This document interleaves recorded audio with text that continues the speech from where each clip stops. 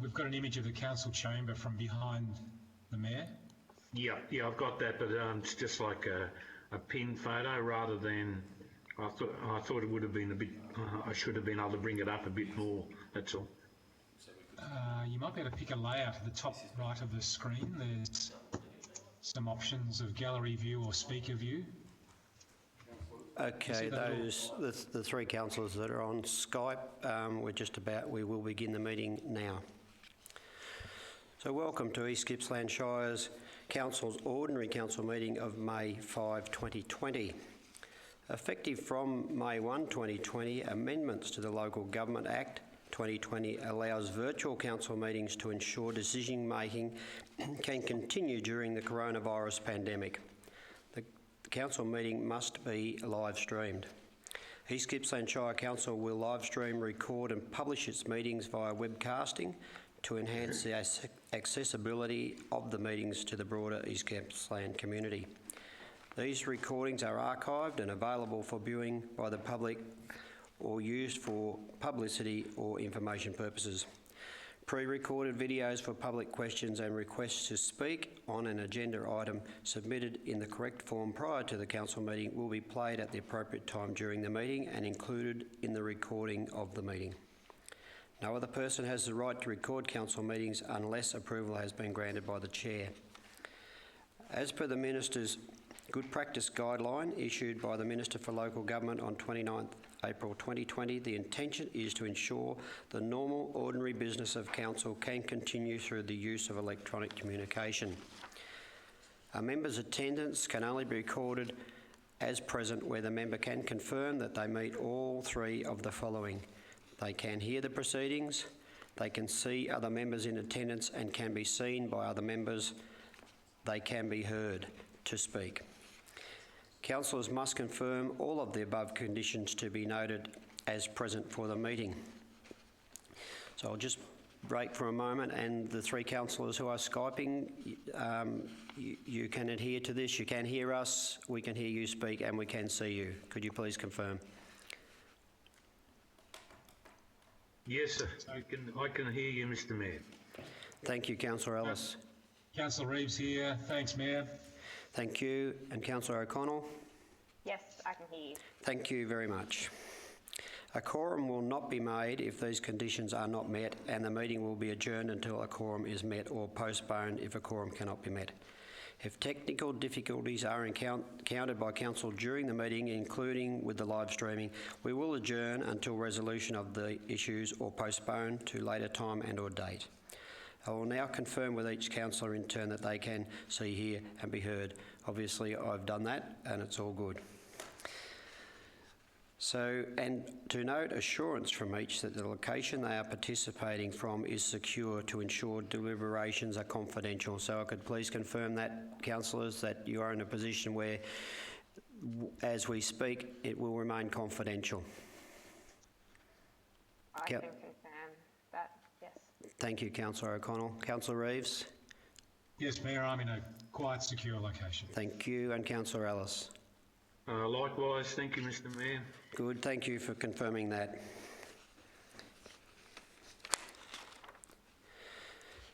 I would like to inform you about matters affecting the council meeting agenda. These matters refer to two planning reports listed in today's council meeting agenda as Agenda Item 5.2.2, Planning Permit 306/2019/P for proposed use and development for a dwelling at 10 Hillside Road, Hillside, and Agenda Item 5.2.3, Planning Permit 336/2019/P, proposed use and development for a dwelling at 475 Hammonds Road, Reedy Creek. At the appropriate time tonight, officers will be speaking about the withdrawal of these two reports as additional information has been considered since the time of writing these reports. Officers will also speak to the substitute reports.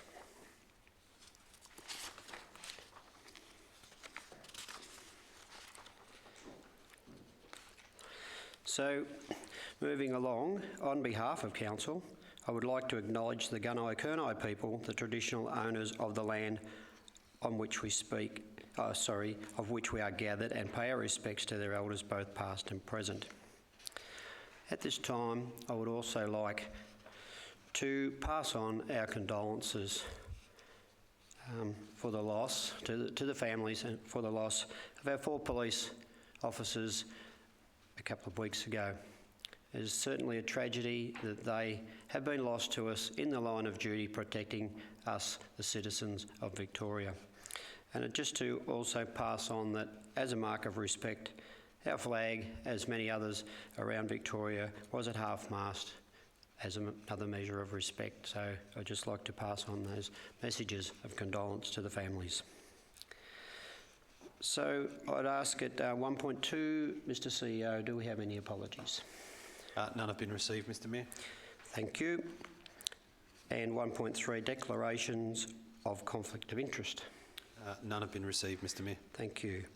So we have our confirmation, 1.4, confirmation of minutes for our ordinary council meeting of 21st of April 2020 to be confirmed. Could I have somebody to move that? Councillor Rottino, seconded by Councillor Toohey. All those in favour? Are you in favour of the minutes, Councillor Ellis, of the last meeting? I have my hand up, Mr Mayor, and I am. You need to probably put your hand closer to your glasses. Thank you. That is unanimous. Please, those who are viewing this online, bear with us. This is we're in new territory. Our next meeting, 1.5, is our ordinary council meeting on June the 2nd, 2020, to be held at the Corporate Centre at 273 Main Street, Bairnsdale, and by electronic means commencing at 1 p.m. Members of the public are invited to view the next council meeting by following the live streaming link on council's website or Facebook page. So 1.6, Mr CEO, do we have any requests for leave of absence? None have been received, Mr Mayor. Thank you. Request 1.7, request to speak about your community project. Not tonight, Mr Mayor. Thank you. Now 1.8 is public question time. Mr Mayor, we don't have any public questions. We do have, there are some requests to speak to items which will be dealt with at each of those items. Thank you. So 1.9.1, Assemblies of Councillors, April 2020. Thank you. It's moved by Councillor Peltz, seconded by Councillor Rottino. All those in favour? That's it. Thank you, Councillor Ellis. That was a very good hand. It was well visible. It covered the rest of you. Thank you. So that is unanimous.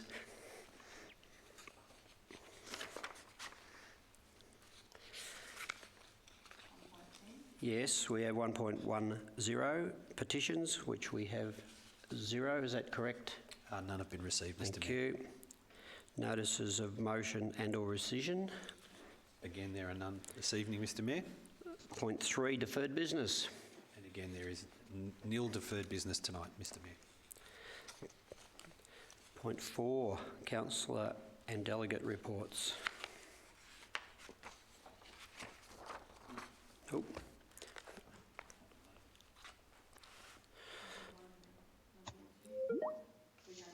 Yes, that's fine. So, right, Councillor Rottino? No. Councillor Buckley, would you have anything to report, please? I've been obeying the lockdown thing and I managed to break out today before I got cabin fever. So I've got nothing to report. Thank you, Mr Mayor. Councillor Roberts. Nil reports received, Mr Mayor. Councillor Pells has indicated she has something to speak to. I do have a Thank brief you. one. I'm sorry about this. It's a bit of a sad one. Thank you, Mr Mayor and colleagues.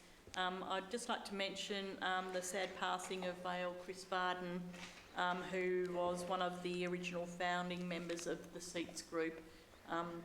He was my original chair predecessor and he was a very strong advocate and a realist with formidable mastermind, and was the advocate of many, many millions, if not billions of dollars worth of road safety upgrades and improvements to the Seats region, and being on the major arterial roads between Dandenong and Wollongong, so a very huge area. And he was an absolute gem, and I'm extremely sad to hear of his passing. And also his wife, she passed away, Judy, about 4 days afterwards. So they were like a pigeon pair. They were really quite dynamic, and they were not egotistical. They were very selfless, and I have to honestly say we've lost a national treasure. So I was just sad to hear that, and I just wanted to mention that the Rural Councils has been actively working behind the scenes with our Chair, Marianne Brown from Warrnambool, and she's been advocating to many of the members of Parliament in our lockdown period. They've been advocating for different funding opportunities such as the Roads to Recovery program and tax reform opportunities for rural councils, and the business sectors which have been particularly hit hard by the COVID-19 restriction, specifically the tourism, hospitality and shopfront retail sectors, and also allowing meetings to be held via this method that we are now conferencing, which has been a real hit for us, which is something that we've been able to do and meet our obligations as councillors. I also wanted to mention that there's a really interesting thing coming up in the end of May. I've registered for it. It's called Investment Attraction Workshops, and we can get online and we can actually enrol to go and do these, so to go and fill spaces and to work with the community on these issues. And the other thing was the expanding investment attraction opportunities is central and positive economic development times to support rural councils. So there's also another section that's going to be coming up in regards to that. So I think there's opportunity for us councillors, whilst we are still, operating from afar, we can still attend these forums. So I think that's a really good positive for the rural councils to be advocating for. Thank you, Mr Mayor. Thank you, Councillor Peltz. Councillor O'Connell, would you have anything to report? Nothing to report, Mr Mayor, only to say that it's pleasing to see that the government passed the Omnibus Act, and it's allowed us to partake in council meetings via virtual means. It's a fantastic thing. Thank you. Thank you. Councillor Reeves. Well, thanks, Mayor. And anybody would think that Councillor O'Connell and I have been colluding, but my point is also about applauding the Victorian Parliament and showing that bipartisan support and passing the Omnibus Bill to allow us to meet and unplugging a lot of stoppages in Victorian local government.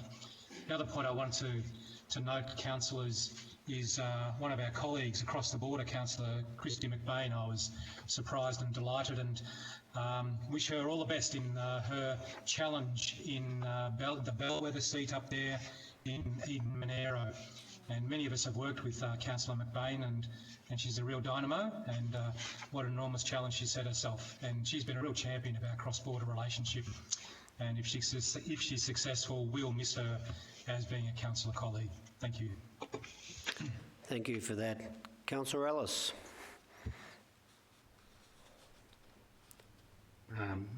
Just the words that the previous two councillors have made, and it was a pleasing action on behalf of government, and I think it'd be pretty tweet if I didn't make mention of the leadership that our state government has shown in relation to dealing with the COVID-19 pandemic that we're all facing and operating under difficult circumstances with. Thank you, Mr Mayor. Thank you, Councillor Ellis. For myself, there's still been a lot going on, but I won't dwell on everything. But one of the very pleasing things that's happened since our last meeting was we have a very, very lovely and caring governor. and she Skyped in a week ago just to catch up and see how we were going, because obviously she couldn't travel to the region, and it was really great to hear from her, and she was genuinely concerned for us. But you know, during that Skype meeting, I think we were able to let her know that although things weren't so good in many sectors of our community, with our businesses, etc., but we were able to put our mind at ease that as a community we were still soldiering on, and she was pleased to hear that. So I really do appreciate her concerns about our region, and it was great to catch up with her again. And just today, with all this new technology, there was a Skype meeting with all the mayors across Victoria, which is probably something that the Skyping has brought about, because I could imagine what a massive job it would be if they were to pick a site in Victoria somewhere and assemble everybody in the one room. So it worked very well, and it was it's just the MAV keeping across all the things that are happening in our, not only our region but our state, and also we did get a briefing from what's happening in local government across the country, and it was good to catch up, because what they're doing is they're advocating for all our shires and all our communities to get the very best deal that's possible under the circumstances we find ourselves in. So thank you for that. That's my report. So that moves us to item 5.1, which is our officer reports. And Skyping in, we have Ms Jodie Pitkin, our General Manager of Place and Community, and if she would like to talk, please, to our proposed COVID-19 community and business support package. Thank you, Jodie. Thank you, Mr Mayor. Sorry, I've got a lot of things open in front of me at the moment, not the right ones. So this report presents to Council seeks Council's consideration of a range of measures that have been developed that are intended to support the East Gippsland community and business sector while they respond to the significant challenges that have become inherent as a result of the current COVID-19 pandemic. The recommendations are put to Council. I take the report as read, and I'm happy to respond to any questions. Councillors, do you have any questions regarding this proposed item? I'm happy to move it. Thank you, Councillor Roberts. And it's seconded by Councillor Tino. So without further ado, all those in favour? I'd like to speak to it, Mr Mayor. Oh, I am very sorry. I thought you were jumping up to move it very quickly so we could keep the meeting going. No, I just wanted to reiterate, I think this is a really empathetic and common sense approach to trying to alleviate some of the pressures that have been felt in the community. So I think I think there's a lot of points won here, and I think it's really common sense. So, great work on the recommendation, and I urge councillors to support it.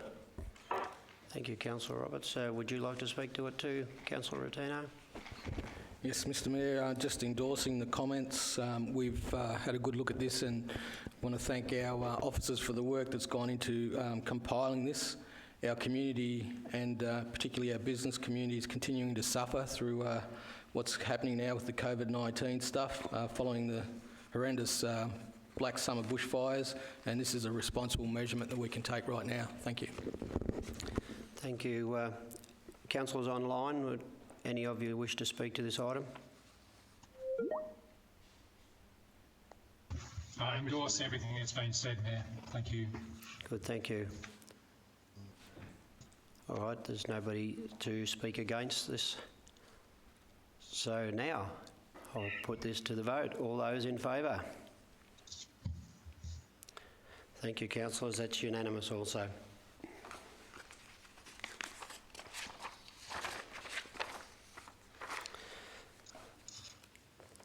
This leads us to item 5.2.1, which is our East Gippsland Shire Council Commercial Marinas Power Policy and Procedure.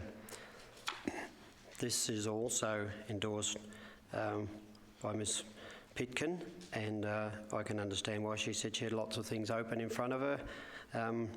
In order, she's got a busy night tonight, so would you like to speak to this, please?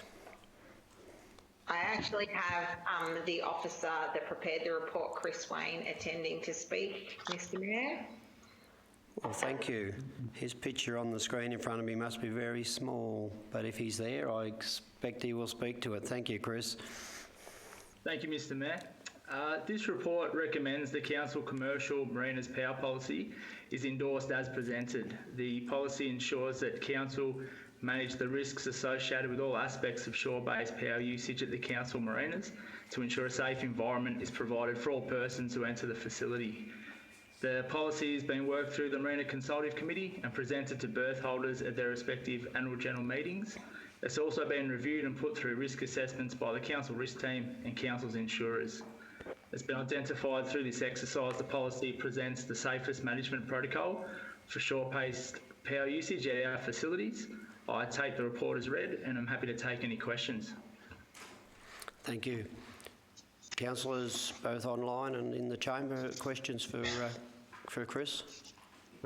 Councillor Ellis, Mr. Mayor. Thank you, Councillor Ellis. Mr. Wayne, just a couple of quick questions, please, for clarification. Mr. Ted Freegan has raised a series of concerns in relation to this policy. Have you met with him and discussed his concerns which relate to the policy meeting Australian standards, insurance demands and risk assessment on the placement of the power leads and points? Thank you, Councillor Ellis. Yes, I've met with Mr. Freegan on a couple of occasions. We discussed the insurance recommendations from our insurers, also the risk assessments by the risk team. It's also been identified with Mr. Freegan that council officers have a series of measures we can put in place to make sure that if people need to take time to be able to abide by the new policy, that we can put those measures in and make sure that people can remain plugged into shore power for a period of time to ensure their vessels remain safe. Those are the main concerns with Mr. Freegan. On top of that, just some queries around some of the quality controls that were put in place when we're upgrading the marinas. I believe that we've answered all the questions that Mr. Freegan has put forward to council officers. And just one other point is that is this policy in its currently amended state in vast conflict with even previous policy documents? This is the first of such policies for shore-based bow usage at the marina. As far as I'm concerned, the policy documentation's in line with other council policies. And also we've got a short review turnover period for this policy to make sure after the first 12 months where I suppose we're delivering on the expectations of council, the insurers and the berth holders. Good, thank you very much for those answers. Thank you, Mr. Mayor. Thank you, Councillor Ellis. Any other questions? Could I ask if someone would like to move this motion? All right, so we've got Councillor Peltz has moved it and Councillor Roberts has seconded it. So to get this right, after being given a little jab there before, I'll just ask Councillor Peltz, would you like to speak to this item? Thank you. I'd just like to thank the officers for their work on this. I know dealing in these with the Marina Forum space is never an easy task because everyone sort of has a thought and opinion, and for them to be able to get some holistic judgment there, I think it's really great. So yeah, well done, and thank you, councillors, for the support too and assisting with it. Bye. Councillor Roberts? Nothing further to add, Mr. Mayor. Yes, Councillor Toohey, being on the Marina Committee, you would probably... I would like to speak to it. Thank you.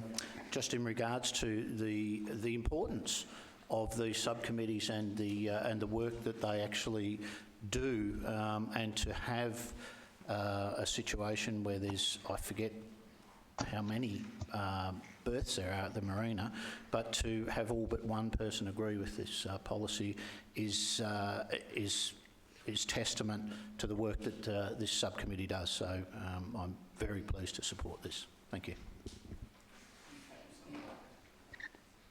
Mr Mayor. Councillor Ellis. Just very quickly, I'd like to corroborate Councillor Tui's comments in relation to the matter and simply just make a note that this matter will be reviewed in 12 months, as Mr Wayne has explained to Council. So it's a strong policy to create a safer environment. Thank you. So do we have any other councillors wishing to speak to this item? No, thank you. Okay, thank you. All right, councillors, we'll put this to the vote. All those in favour? Thank you again. That is also unanimous.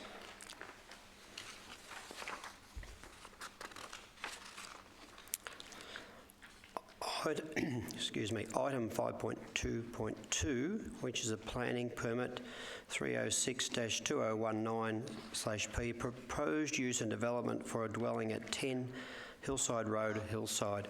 Again, Ms Pitkin, could you...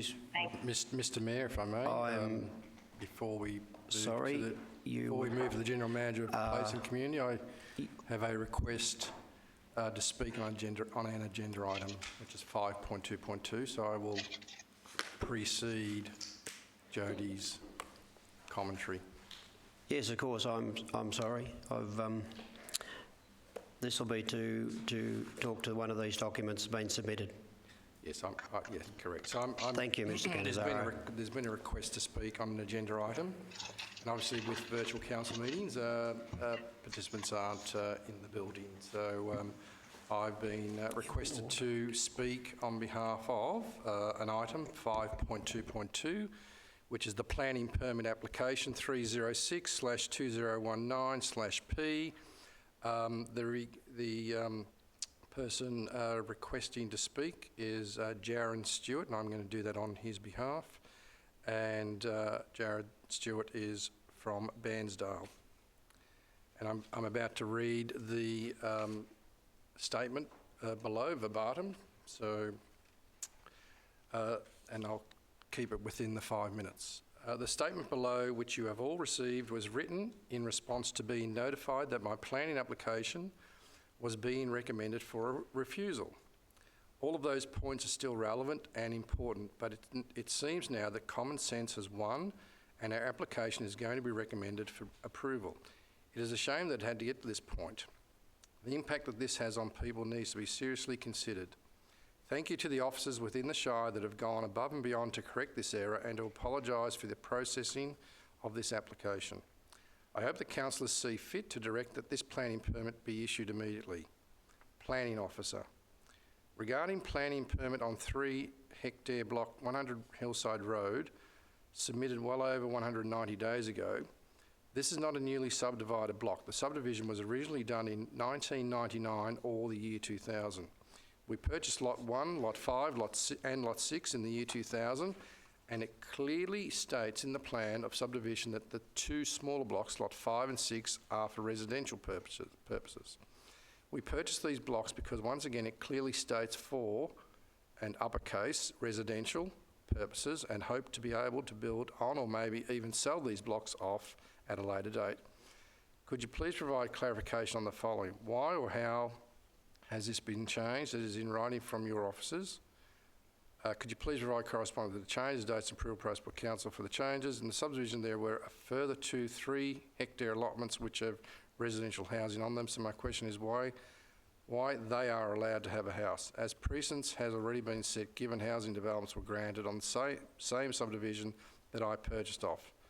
Number 3, there is a new house being built north of my properties on a smaller allotment. In fact, it is only 2 hectare. Once again, precedence has been set. So my question, how did this get through? 2 question marks. We have submitted a farm plan with this block to grow almonds, and in brackets, which is a drought-resistant crop. You, the Planning Department, have come back and asked how we plan to water them. The current East Gippsland Shire Council website, Food and Agriculture, lists The Gippsland area is as Australia's food bowl, supplying nuts, fruit and vegetables all year round. There is one dam on the property which could supply almonds, given they are not a water-intensive crop and could be trickle-fed directly from the dam on the property. If a house was built and shedding and appropriate water tanks installed, this would increase the ability to water the trees tenfold. We have notified all neighbours in writing within the specified area as per your regulations. It is our understanding that if there was a problem, there would be an objection lodged. I believe there's no such objections. Please provide some clarity around this. I again come back to the original subdivision and plan, which clearly states for residential purposes, residential in uppercase. As a ratepayer, consistency of planning is required. So it enables ratepayers to make decisions based on past approvals. We've just gone through 3 years of one of the worst brought on record. I think brought means drought. It should read drought on record. We are investing in significant water harvesting and water capturing around the property to further drought-proof our acreage. So to be completely honest, we could not make a living and went backwards on the 250 acres that we own in total. In brackets, had to sell all our cattle as every dam on the property dried up and my bore run dry. So for you to reject my planning permit because you do not see almonds as a viable farming enterprise, even by your website's own admission, nut farming is commonplace in Gippsland, see below, I question what type of farming you suggest as a viable alternative to provide an income, and look forward to receiving your thoughts on appropriate agriculture within the Shire. And there's a link in the statement to Council's website. Now this block is vacant and rated as a vacant block. Wouldn't it make more sense for it to have a build or building on it and then be rated appropriately and there's a question mark after appropriately, and helps the area grow, etc. In 2019, VC 142, VC 148 and VC 156 were introduced, prompting widespread planning changes across Victoria. The objectives of the amendments to the Planning and Environment Act 1987 were to provide the following. A, provide for fair, orderly, economic and sustainable use and development of land. B, balance the present and future interests of all Victorians. I believe what we are requesting and the significant amount of time and money we are putting back into our land is in direct correlation of the above amendments. I would like this matter to be resolved locally and in a manner that suits all parties. I have, however, spoken to our solicitor and the land advocate regarding the lack of a hearing options and under the current human rights legislation regarding land right to earn a living off their property. We may be able to make a claim against council. I've also noted there is a current petition in action about the planning department and their lacklustre approach to giving out planning permits, focused on lack of consistency, previous precedents and lack of clear policy.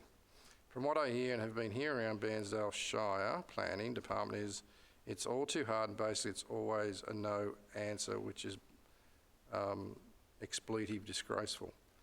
Every other shire from here to Melbourne is yes. How can we help you and how can we make this work? Brackets, the way it should be and helps the area to grow and prosper. Close brackets. Does the Shire want this area to grow or shrivel up and become stagnant? Yours sincerely, Jared Stewart.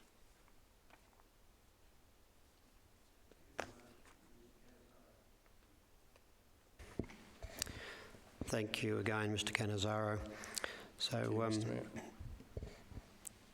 So, councillors online, you heard that letter read out clearly, did you? Yes. Good, Yeah. thank you. So, Ms.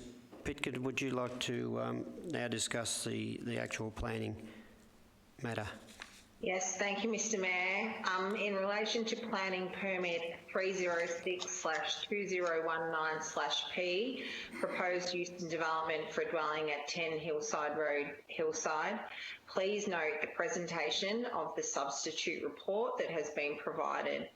Subsequent to the preparation and inclusion of the original officer's report that was included in tonight's agenda, an existing 173 agreement was brought to the attention of senior officers. A review of that 173 agreement indicated that information that was contained within it was essential to the effective consideration of the application and in fact needed to be considered as part of the decision-making process.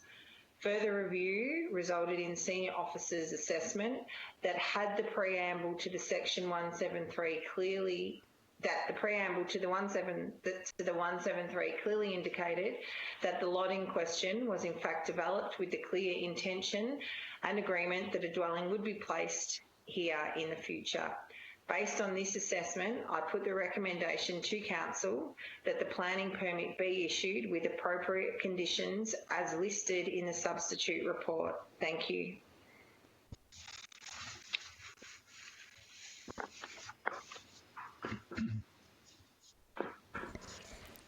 Questions, councillors?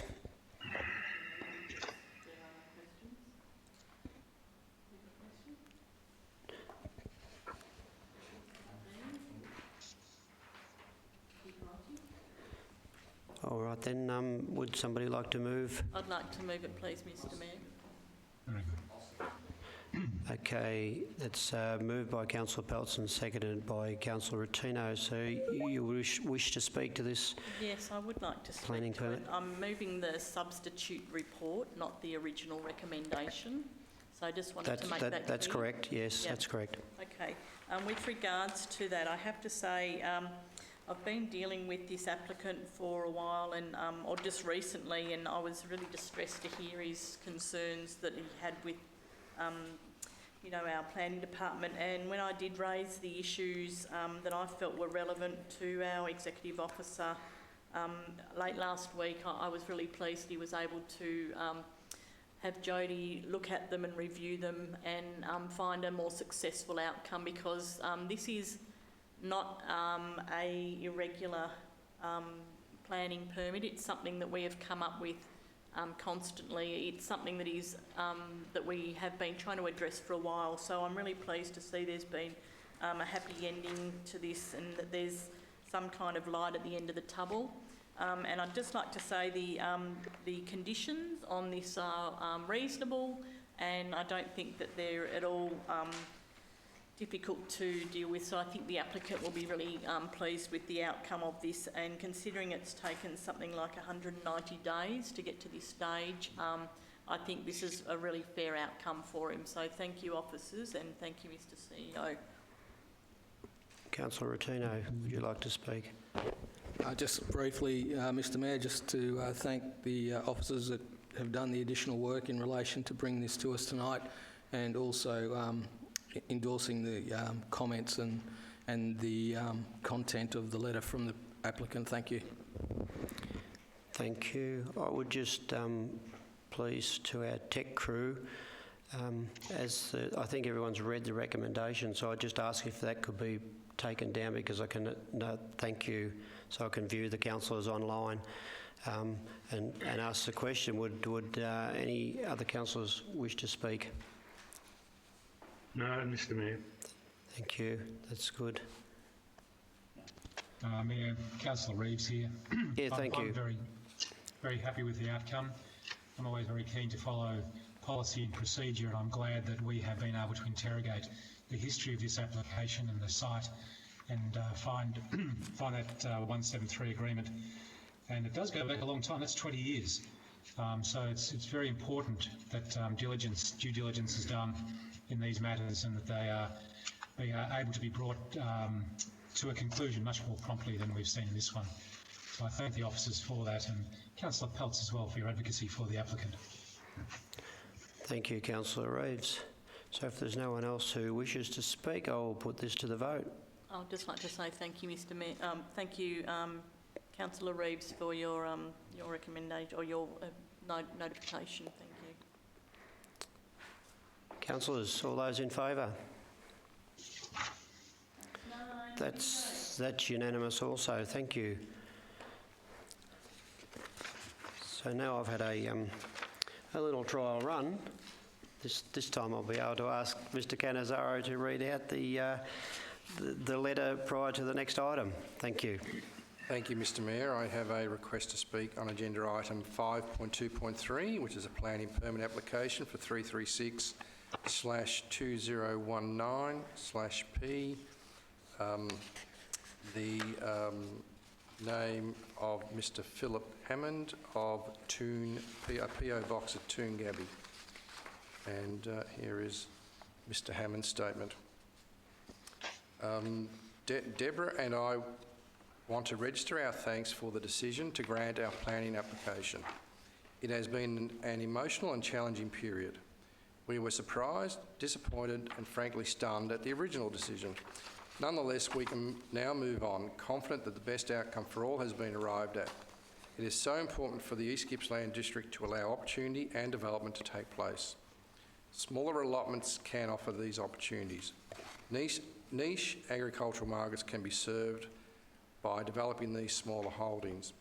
The reversal of the original decision will allow us the means to manage the property in a responsible manner, fully developing its agricultural potential. We have a rich family history to the district and we want that to continue. We would like to encourage the Shire to ensure others do not have to go through the anxiety we experienced. Making common sense decisions that benefit the whole community are always the best decisions. With this in mind, we want to thank Jodie Pitkin for her brave but correct decision. We encourage her to continue her good work. Once again, Deborah and I say thanks, and we now look forward to the next step in this journey. Regards, Philip and Deborah Hammond. Thank you. Thank you for that, Mr. Cannizzaro. So, Ms. Pitkin, would you like to speak now to our report? Thank you, Mr. Mayor.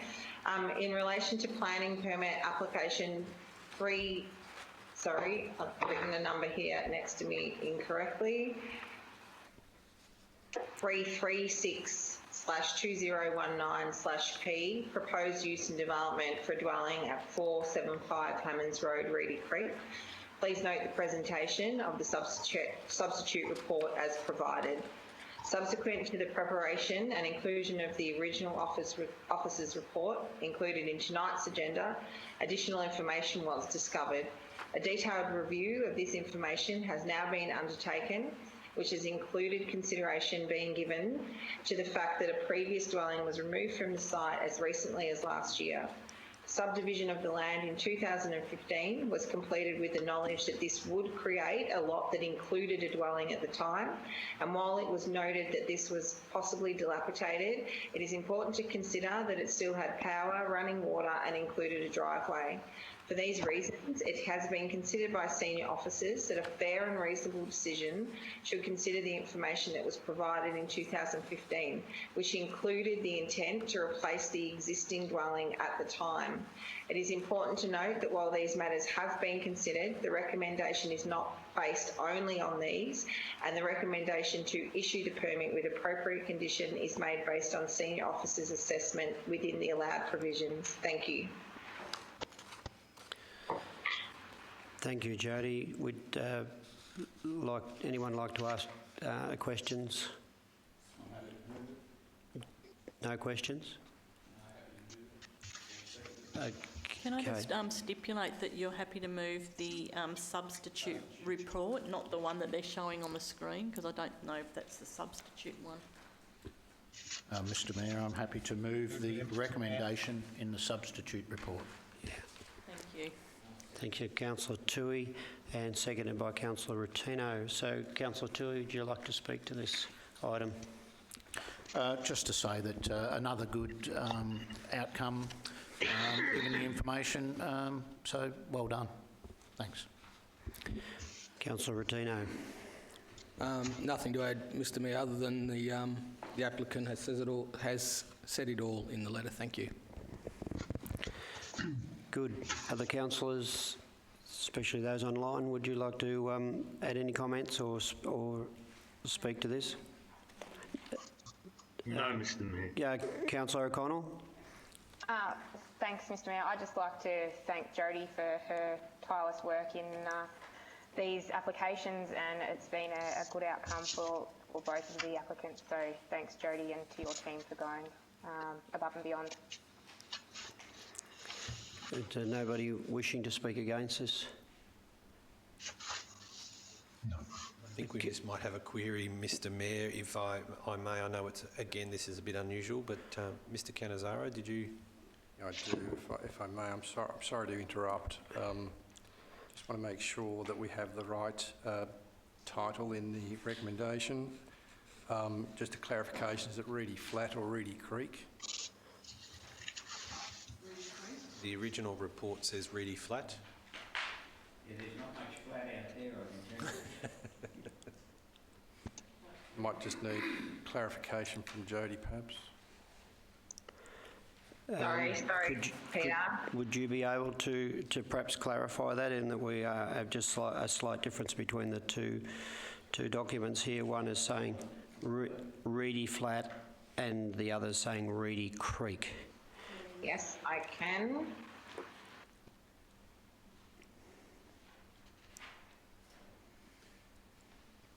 My understanding is that it's Reedy Creek.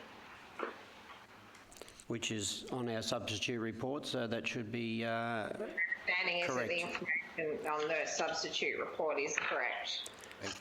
Thank you.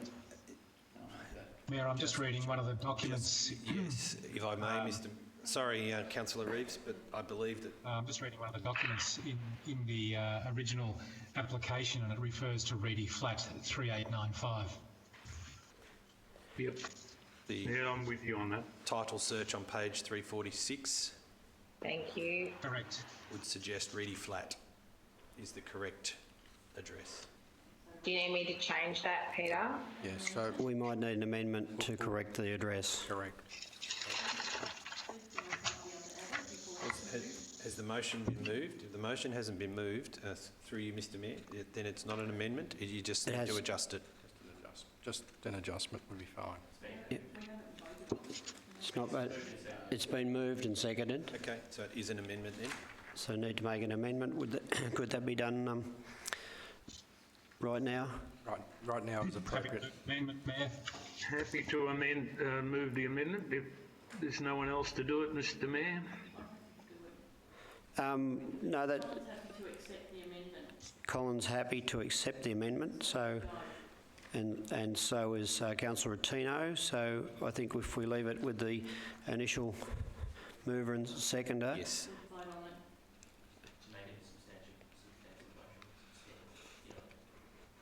You need to just put your mic on, Councillor Roberts, but your point is absolutely valid.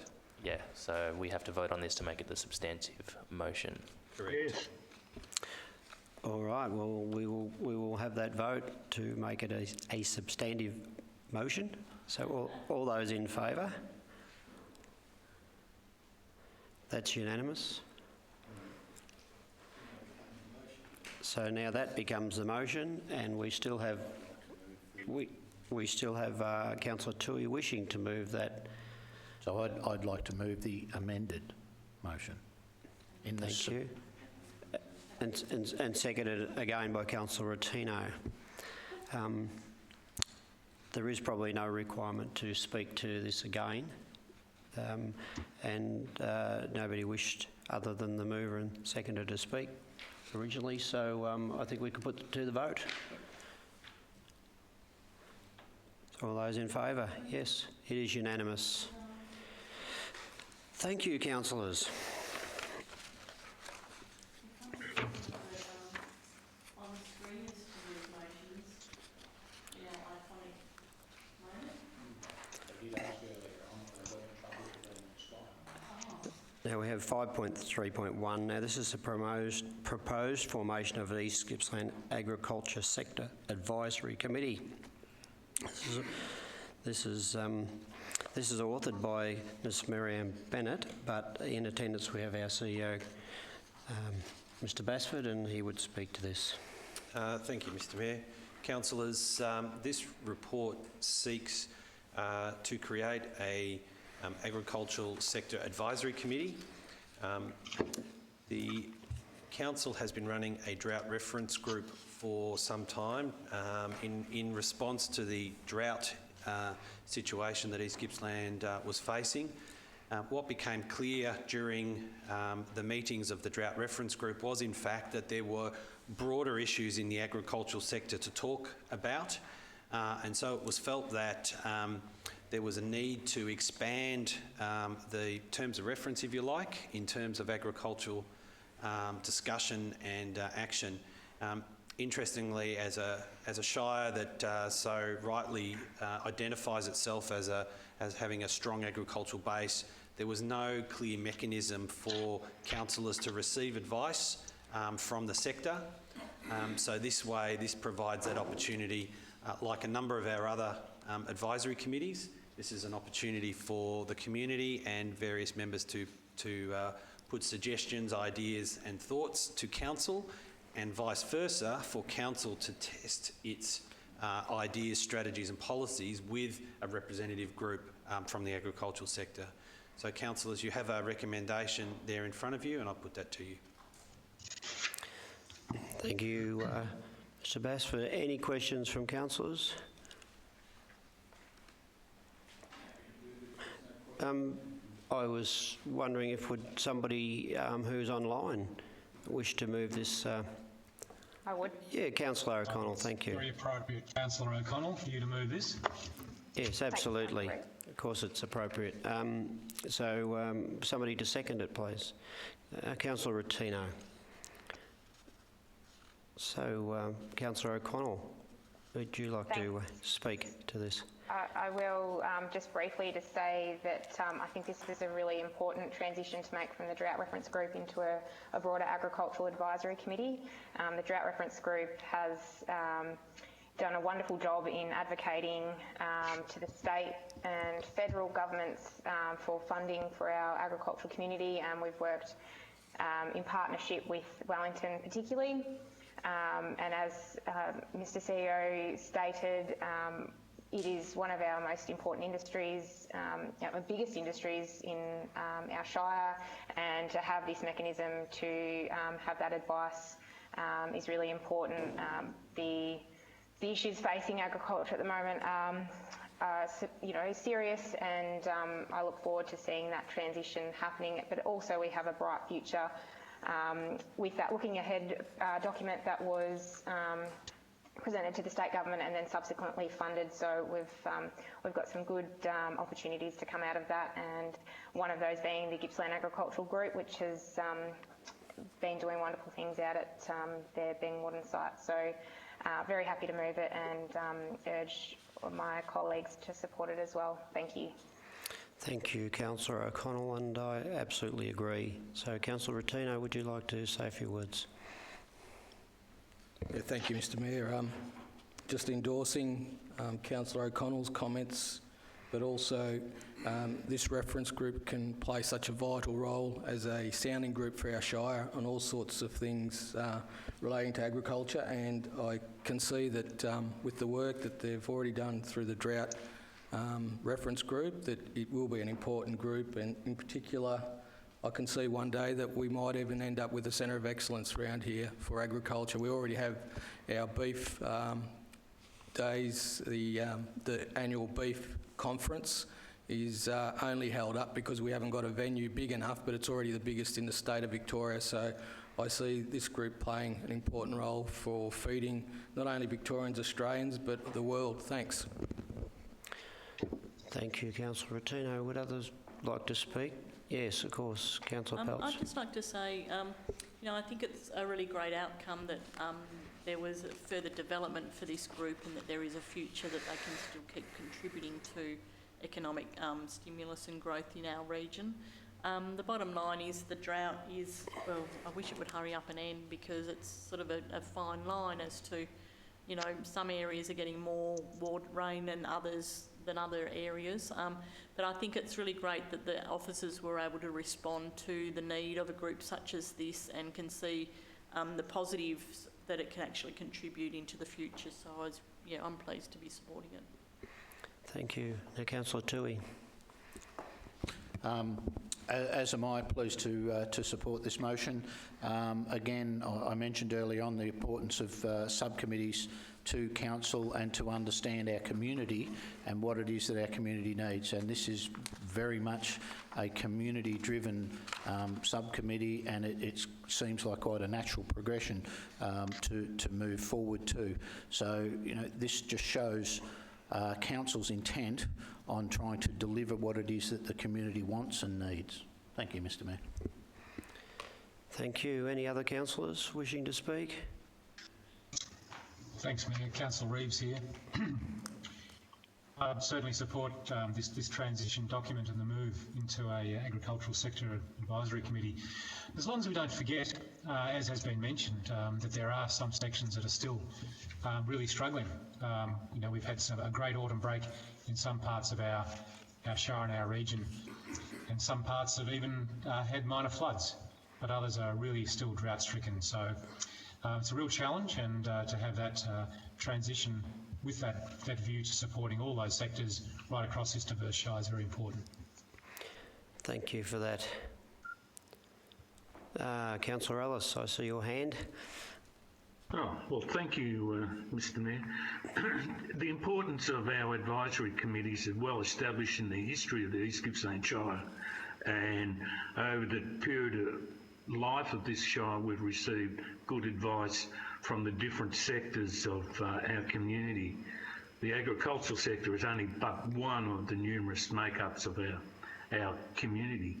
So I look forward to the CEO implementing similar groups to assist the other groups that struggle and provide so that we can get a clearer understanding of some of the issues that are facing other sectors within our community too. This is an action that is worthy of support as part of the total good governance of this shire. Thank you, Mr Mayor. Thank you, Councillor Ellis. All right, councillors, we can put this to the vote. All those in favour? So that again is another unanimous decision. Thank you. Now next we have 5.3.2, which is a parliamentary inquiry into federal government's response to the drought, endorsement of our submission, again authored by Ms Bennett, but to speak to it we have our CEO, Mr Anthony Basford. Thank you, Mr Mayor. Councillors, councillors were briefed on the content of the submission which was submitted to the Federal Committee on the 12th of March 2020. This is one of those unusual circumstances where, in fact, you're unable to publish or disclose the submission publicly until it has been authorised by the committee. So whilst that seems a bit backward, it is about making sure that we have a voice and East Gippsland has a voice on this very important issue of drought response. So councillors, this is essentially for noting to put this into the public domain, this important submission around the federal government or the Commonwealth government's response to drought. So there is recommendations there for you to consider, and I put that to you. Thank you. Thank you, Mr Basford. Councillors, do you have any questions? Councillor Peltz.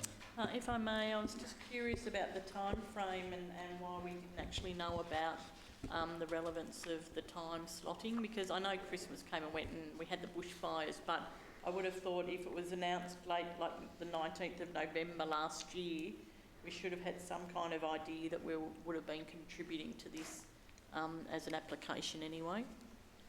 What happened? Through you, Mr Mayor, thank you for the question, Councillor Peltz. In actual fact, we only found out about this by accident, if you like, which is probably not the best way of finding out about these inquiries.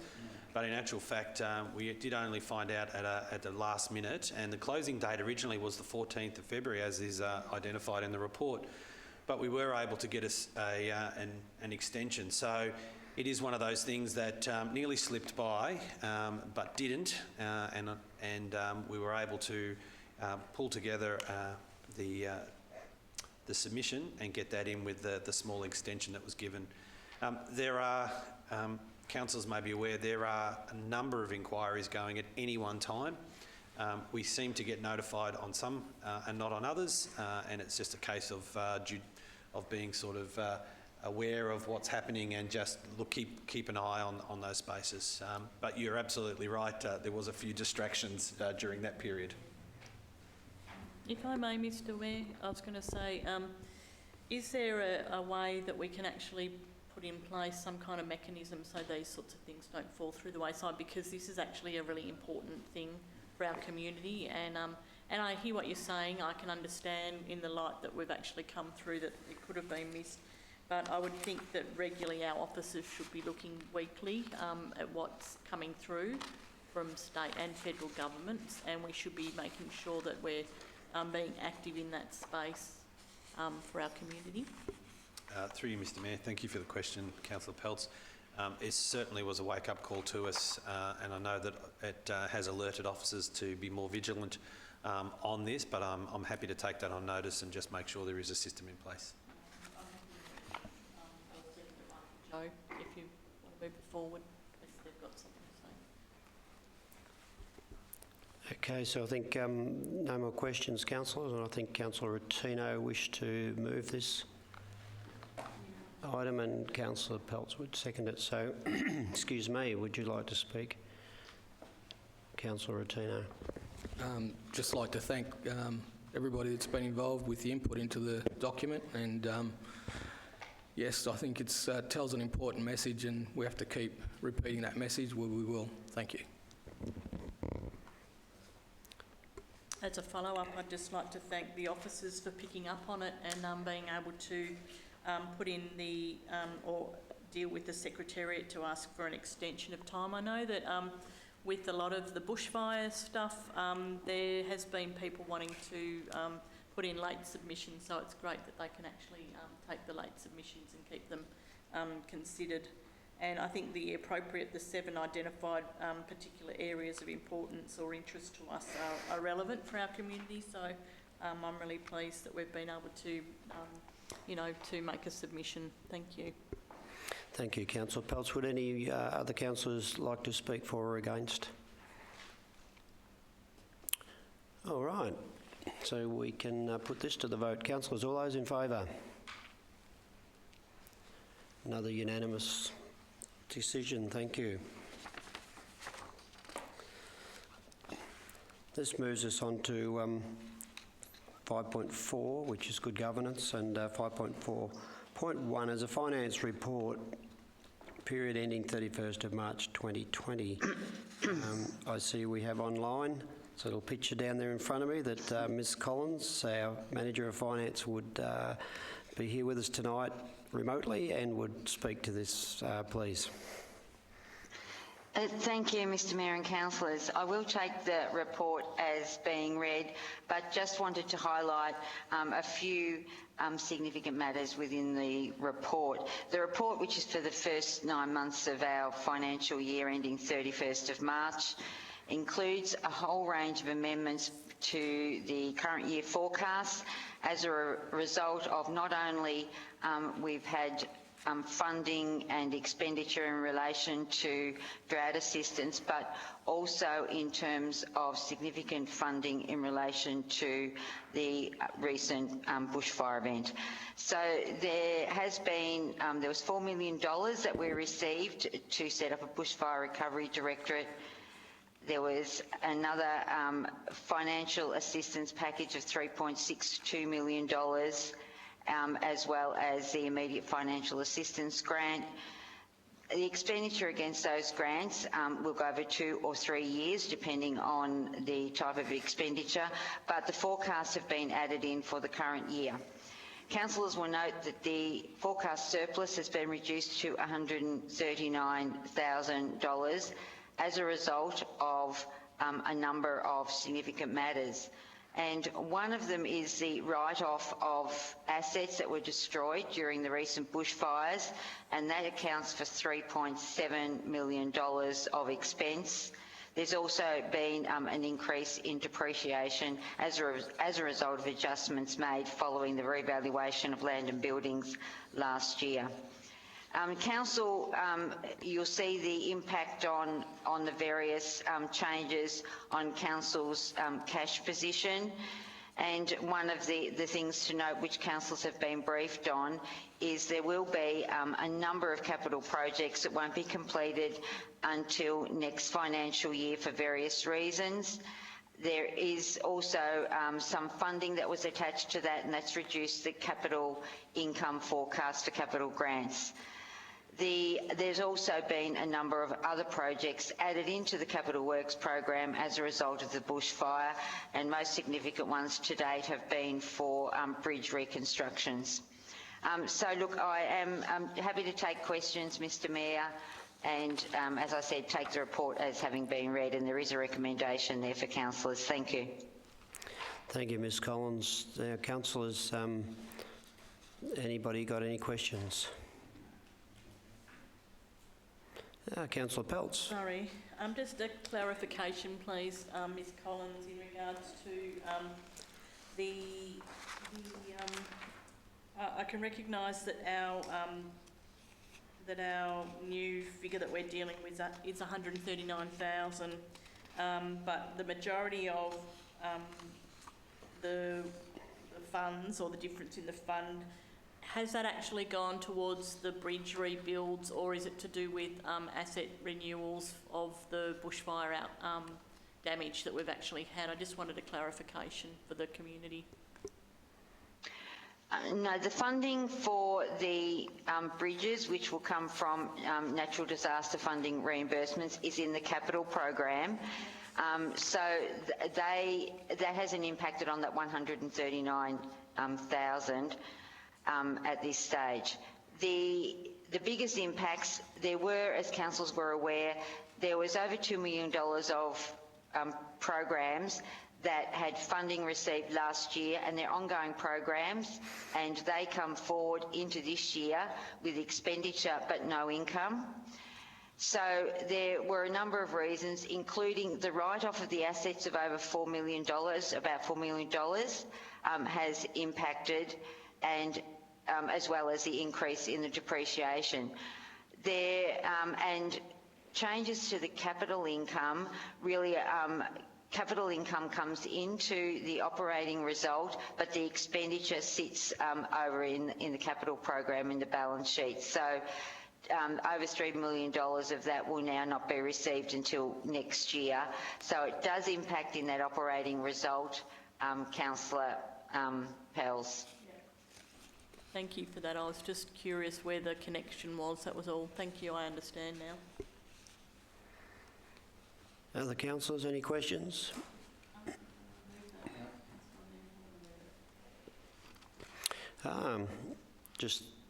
Sorry, Councillor Returner. Sorry, Mr Mayor, I was just going to make a comment in relation to the State Treasurer today announced that there'd be no increase in the fire services levies. So that's a good thing as well. Thank you.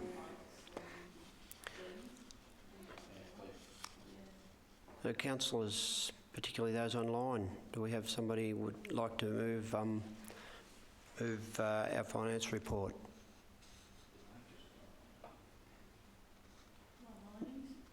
No? I'm happy to move it, Mr Mayor. Councillor Reeves, I think, has said yes, but he's actually got his mute button. Thank you. Sorry, I did have my microphone muted. I'm happy to move it. Thank you. Sorry about that. Good. Thank you for moving that, and seconded by Councillor Roberts. So would you like to speak to that, Councillor Reeves? Very briefly, these have been really challenging times, and juggling those numbers and those figures and still getting reasonable outcomes for our community is a real balancing act. Well done to the CEO. We have limited levers that we can manoeuvre to get the outcomes we want, and witness the reduction in our cash position, our surplus. But that's all right. We're still able to pay our bills as and when they fall due. That's my bottom line. No, absolutely. We will deliver. Councillor Roberts. I don't have anything great to add, but I'd like to concur with the words of Councillor Reeves, so thank you. Good, thank you for that. Anybody else?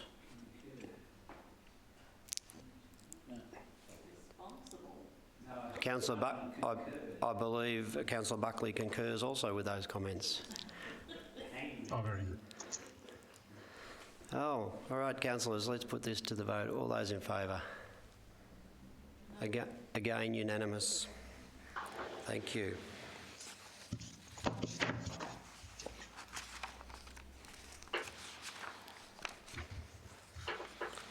(5.4.2) This is another important document, our fraud and corruption policy. So this is authored by Mr. Chris Field, but he's probably going to be spoken. I'm online, Mr. Mayor. Show yourself. There he is. There you are. Well done. Good. Thank you, Chris. Would you like to speak to this?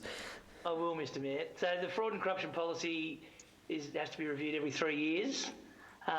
Key amendments to this iteration of the policy include changes to reflect the changes in the legislative amendment to the Public Disclosure Act, which has increased the number of agencies that can investigate fraud and corrupt behaviour or suspected fraud and corrupt behaviour.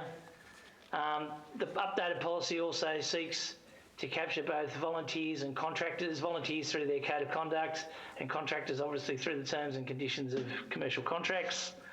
The updated policy also reflects recent changes in titles and the organisational structure. And I think most importantly, and this was the point raised in the councillor briefing last week, this policy, in association with the other policies and documents related in the supporting documents section of the policy, effectively addresses the VAGO report into fraud and corruption in local government report of 2019. So with those initial remarks, Mr. Mayor, I put the policy up for approval. Thank you for that. Councillors, do you have questions for Chris? Yes, Sorry. Councillor Peltz. I noticed in the wording that this new policy is actually relevant to our contractors as well. And I'm just curious as to how they're going to be taken along on the journey of implementation of the guidelines of it, and whether there are actually any methodologies that we have in place, because for us to just expect them to know that's what it is, I think there's sort of a bit of work in between of schooling and a bit of education for them. How's that going to happen? Councillor Fells, I think that's a good question. And I think the point you raised about having just expectations from the start, really what we're proposing is to alert contractors that that's council's expectation. But clearly going forward in terms of the enforcement of this policy, there is naturally training and education and consultation that will need to be done with contractors on this question. So that's on notice. So the implications for contractors and subcontractors and casual people and things, that's going to be on notice, and they'll be expected to work with that, but it's a living document and still keeps changing. So I think there's probably some kind of education process that will follow this. Is that what you're saying? That's the intention, Councillor Pells. That really it is the spirit of the policy to begin with, and that both with volunteers and obviously there's a code of conduct with them and contractors. But naturally, the rules of engagement around these things sort of develop over time, as does the policy. You mentioned another thing, the code of conduct, which is something that's always been so fast with councillors. It's been a hot topic for our esteemed colleague, Councillor Buckley, and it's sort of funny to be seeing a code of conduct put out in the community as something that is a guidelines, and you would expect best practice anyway when you're putting a contractor on or having a casual worker for you or to that extent. But it is actually quite a daunting thing to recognise whether you're actually compliant or not compliant. So that's also an area that I would like to see us work on with the outside contacts, because it's sort of a grey area on whether people are comfortable with it. Yep. Sometimes. Yeah. Thank you.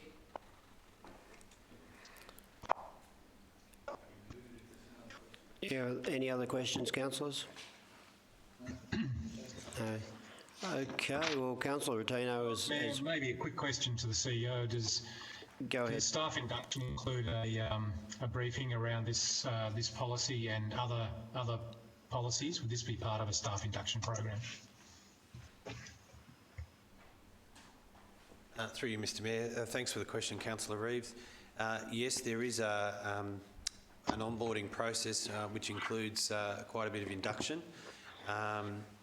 my understanding is, and please correct me if I'm wrong, Chris, is also that we are looking at online learning modules for a whole range of our policies, including fraud and corruption. So it is about making sure that people not only have that face-to-face, but also the follow-up, more, I guess, more interactive training as well. Yep. That's correct, Anthony. Thank you. All right, if there are no more questions, I believe Councillor Rotino has moved this and Councillor Tui seconded it. So, Councillor Rotino, would you like to say a few words? Read this motion. Thank you.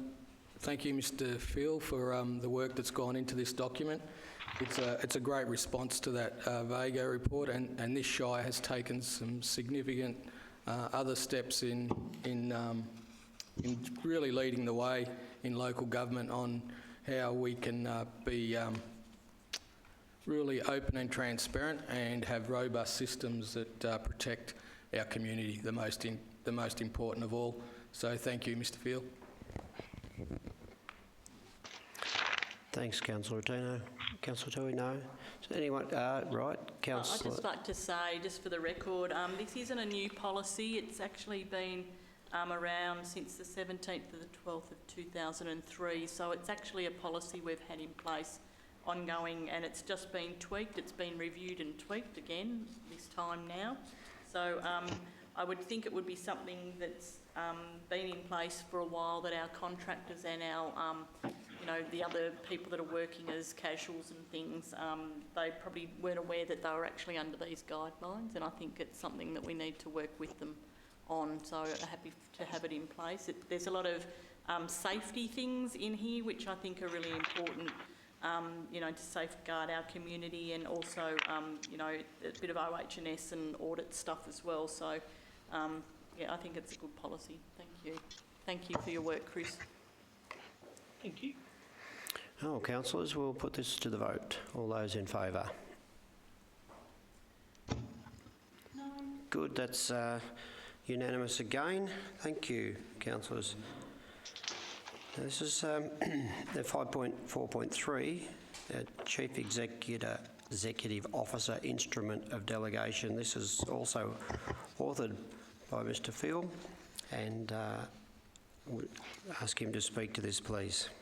Thanks, Mr. Mayor. So this report seeks to increase the CEO's instrument of financial delegation, initially from $250,000 to $500,000, and also provides for a temporary emergency provision of up to $800,000 in cases where council is not able to function, as we've seen recently with the COVID-19 pandemic and the declaration of a state of emergency. The report provides, I think, comparative data with other large Shire councils in Victoria, where, as it was raised in the council briefing, the average is $497,000, or best part of $500,000 as a financial threshold. The report also provides important commentary on escalation in the CEO delegations from nearby councils dealing with, obviously, the COVID-19 pandemic, but in the case of South Gippsland, emergencies more generally.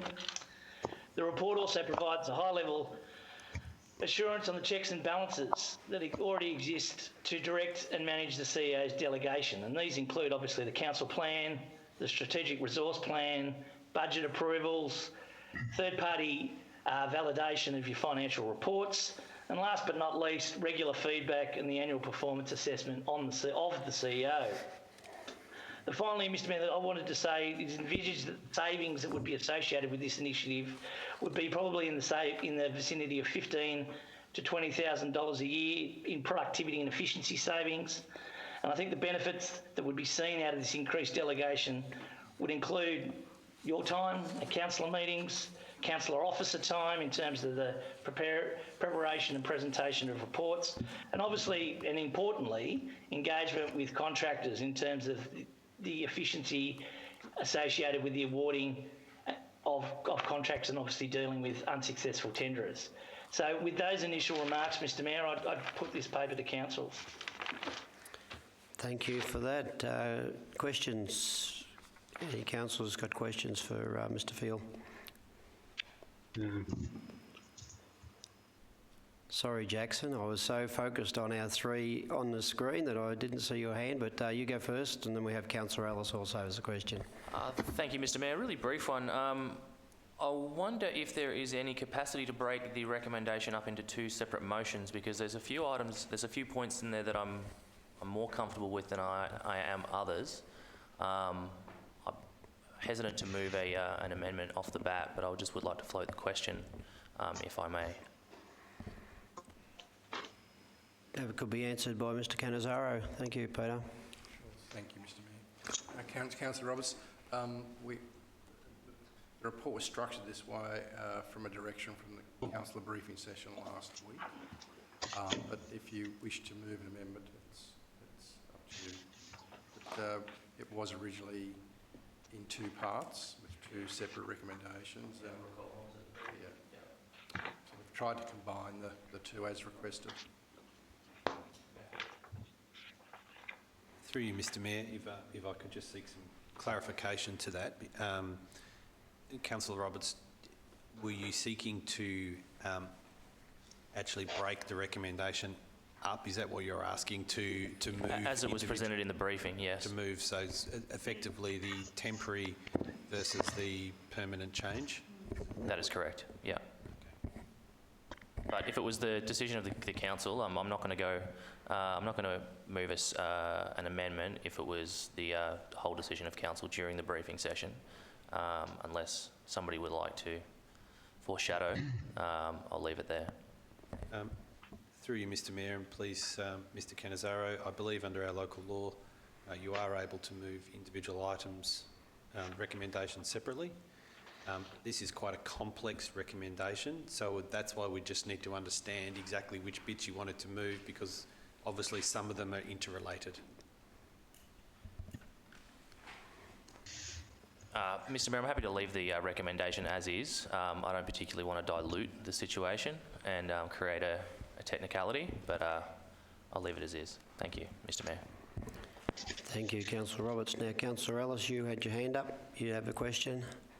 Thank you, Mr Mayor. I should preface my questions by saying that I would have been happy to support Councillor Roberts with it, because there's two separate actions here. One is a short-term action providing the CEO with a substantial delegation for an emergency purpose. The other is an ongoing action. I see the difference in the two. But if decisions are made in the briefing session, then as it's been indicated at the table tonight, I guess it's a bit of a pointless action bringing it to the open council. That said, yes, Mr CEO, go ahead. Through you, Mr Mayor, just to be clear, no decision has been made at the council briefing. There was a request to combine two reports into one, which is what we've presented tonight, but no decision has been made for the public record on the particular items contained in the report. I think that Councillor Ellis is just really important that people understand that. Thank you, Mr CEO. Anything further, Councillor Ellis? I don't wish to get into a debate with the CEO, but it was initially two separate matters brought before council. Anyhow, I'll move on. Mr Field, can you provide me with some data to show the actual efficiencies that you're proposing in this increase in the delegation to the CEO, please? Councillor Ellis, I haven't got data available with me. What I can provide is a series of potential areas of productivity and efficiency savings, which, as we discussed at the councillor briefing last week, I think there was a suggestion made by Councillor Toohey that potentially this delegation and the initial delegation of $500,000 could be reviewed and reassessed after a 12-month period, to which it would be my view from an officer commentary perspective that data would then be supplied at that point, where obviously the threshold could stay, it could be increased or it could be decreased. So you have no data to show me this evening? That's your answer? I have no ready-made data on the actual efficiency savings. No, I don't. On the 40 or so tenders that wouldn't have had to be presented retrospectively if the CEO's threshold had been increased to $500,000. No, I don't, Councillor Ellis. Okay. So can you tell me where you got those figures of cost savings from? Basically, we've worked on the basis in procurement and other parts of council on areas potentially that, if the process was more streamlined and made more efficient, what that would take to in terms of savings from both a quantitative perspective in terms of dollars and officers' time, and then a qualitative aspect in terms of the effective efficiency and running of these meetings and engagement with contractors. Excuse me. So we have no empirical data to show that there's been any actual time saving in this proposition to council? No, at best it's a forecast, because what has happened, if that makes sense. Mm-hmm. In terms of... Sorry, go on, Councillor Ellis. Okay, well, I'll accept that. I'll take that answer. Thank you.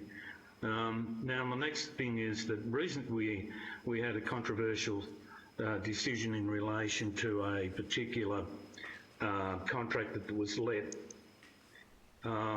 It could be it was an argument that the council paid far too much for that particular job.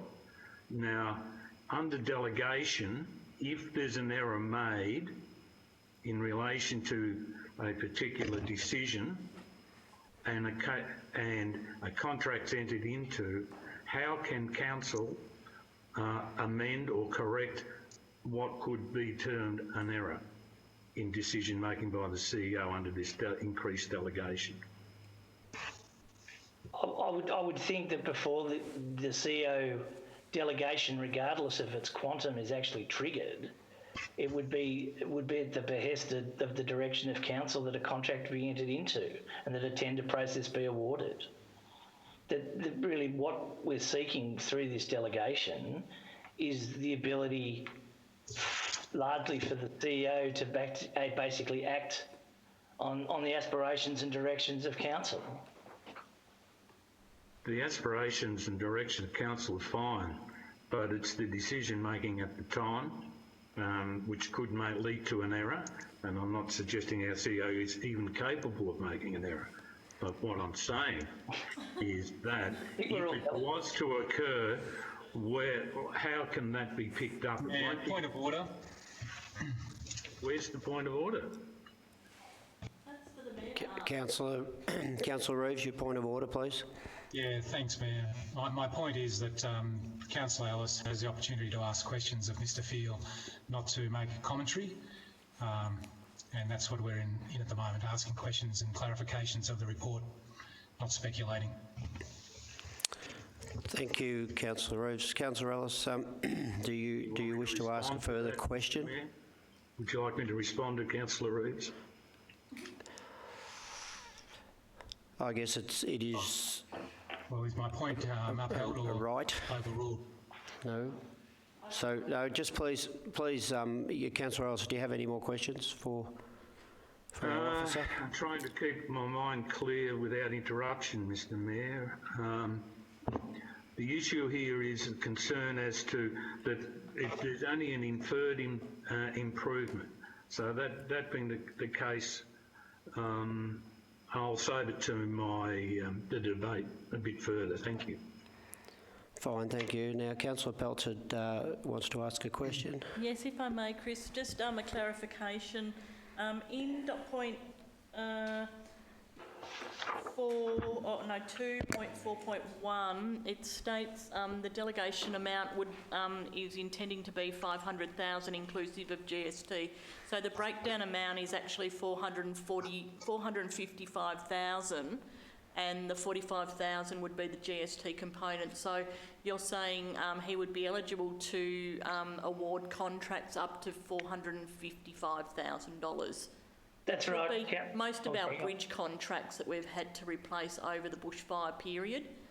Yep. Yeah, so those were the types of things that wouldn't be coming to the table for us to be making decisions on. Yep. Okay. That's a really good example, Councillor Pearl. So that would be a real-time example of the sort of things. Yep. Based just purely on the threshold rather than an overarching strategy would be the sort of things that would be counted by this delegation. Sure, and they were realistic of what we've actually had to replace and what we've had to spend for this council period.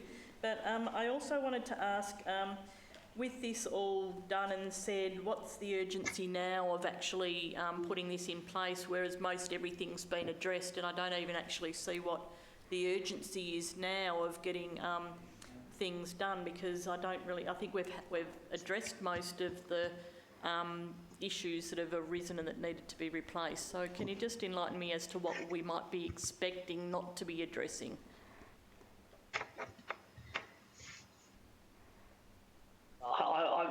In truth, Councillor Pels, I wouldn't be able to tell you hand on heart what's in Fiona's or Jodie's or other areas of the business coming forward in the next 12 months where this delegation in real time, like the bridges, which you provided as an example, would instantly be triggered. I think really the point in terms similar to good governance and similar to the policies we've updated over the last 4 months, it's really trying to keep the instrument of delegation as relevant and as useful as it can be. And that really is why we've provided the comparative data we have to show in 2020 what a relevant sum for a delegation to effective for the CEO should be.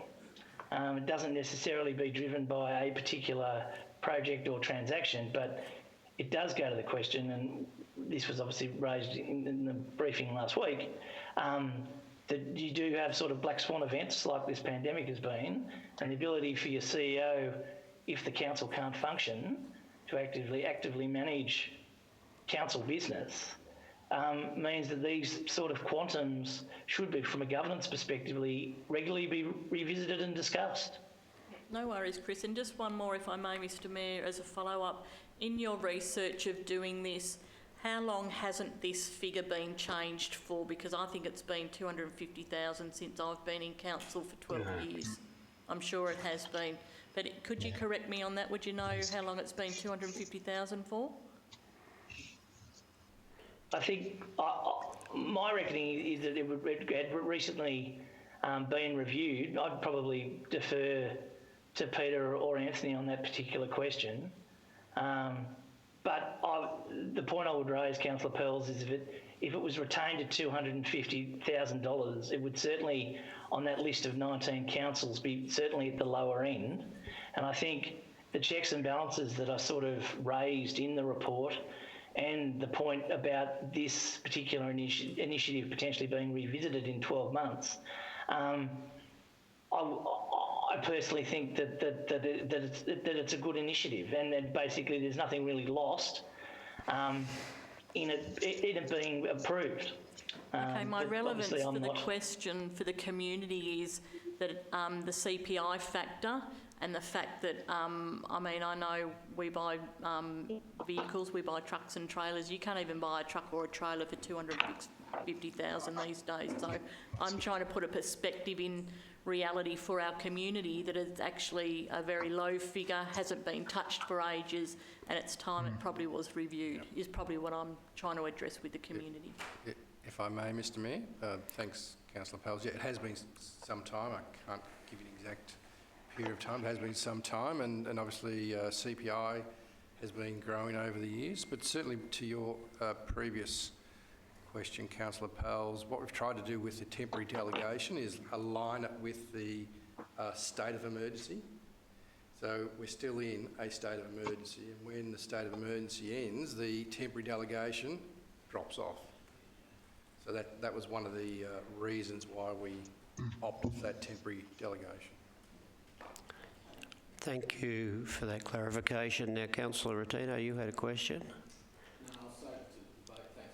Thanks, Mr Mayor. Okay, well, Councillor okay, all right, we've got to that stage, all right, no more questions. So we have a mover, and Councillor Toohey and Councillor Rotino seconded. Okay, so Councillor Toohey, you may wish to speak. Not much to say really, aside from the table that was given to us by Chris, which really did say it all. In the last year, the difference between tenders at 250 and 500 was 52 tenders to 12. So, I did ask Chris, and he's told us today in regards to potential savings, and just to expedite getting contracts out, I think this is a worthwhile thing to do. We also have the fallback position of reviewing it in 12 months and to better understand what we've done and to make sure that we're happy and comfortable that we've made a good decision and allowed our CEO to do the job that we've employed him to do. Thank you. Thank you. Councillor Tino.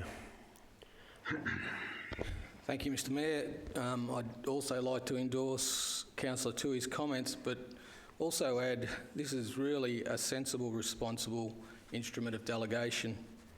It's comparable with other CEOs with similar budgets. It has all the full oversight that councillors approve, whether it be the council plan, the budget, the capital expenditure plan, all that oversight's in place. The bigger question I think we need to ask is how much benefit is out in the community by efficiently getting these contracts out to our community that needs the work. And more than ever, we need to have an efficient process. This is an efficient process. It's going to be reviewed in 12 months. There's no hidden agendas. It's just a sensible instrument of delegation.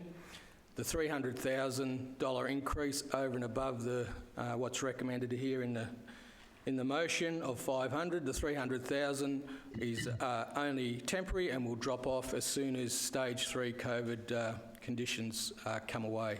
So this is a sensible instrument of delegation before you, councillors, and I urge all councillors to support this, and I ask our Mayor to support this with all the strong leadership that he's shown in relation to these sensible instruments of delegation. Thank you.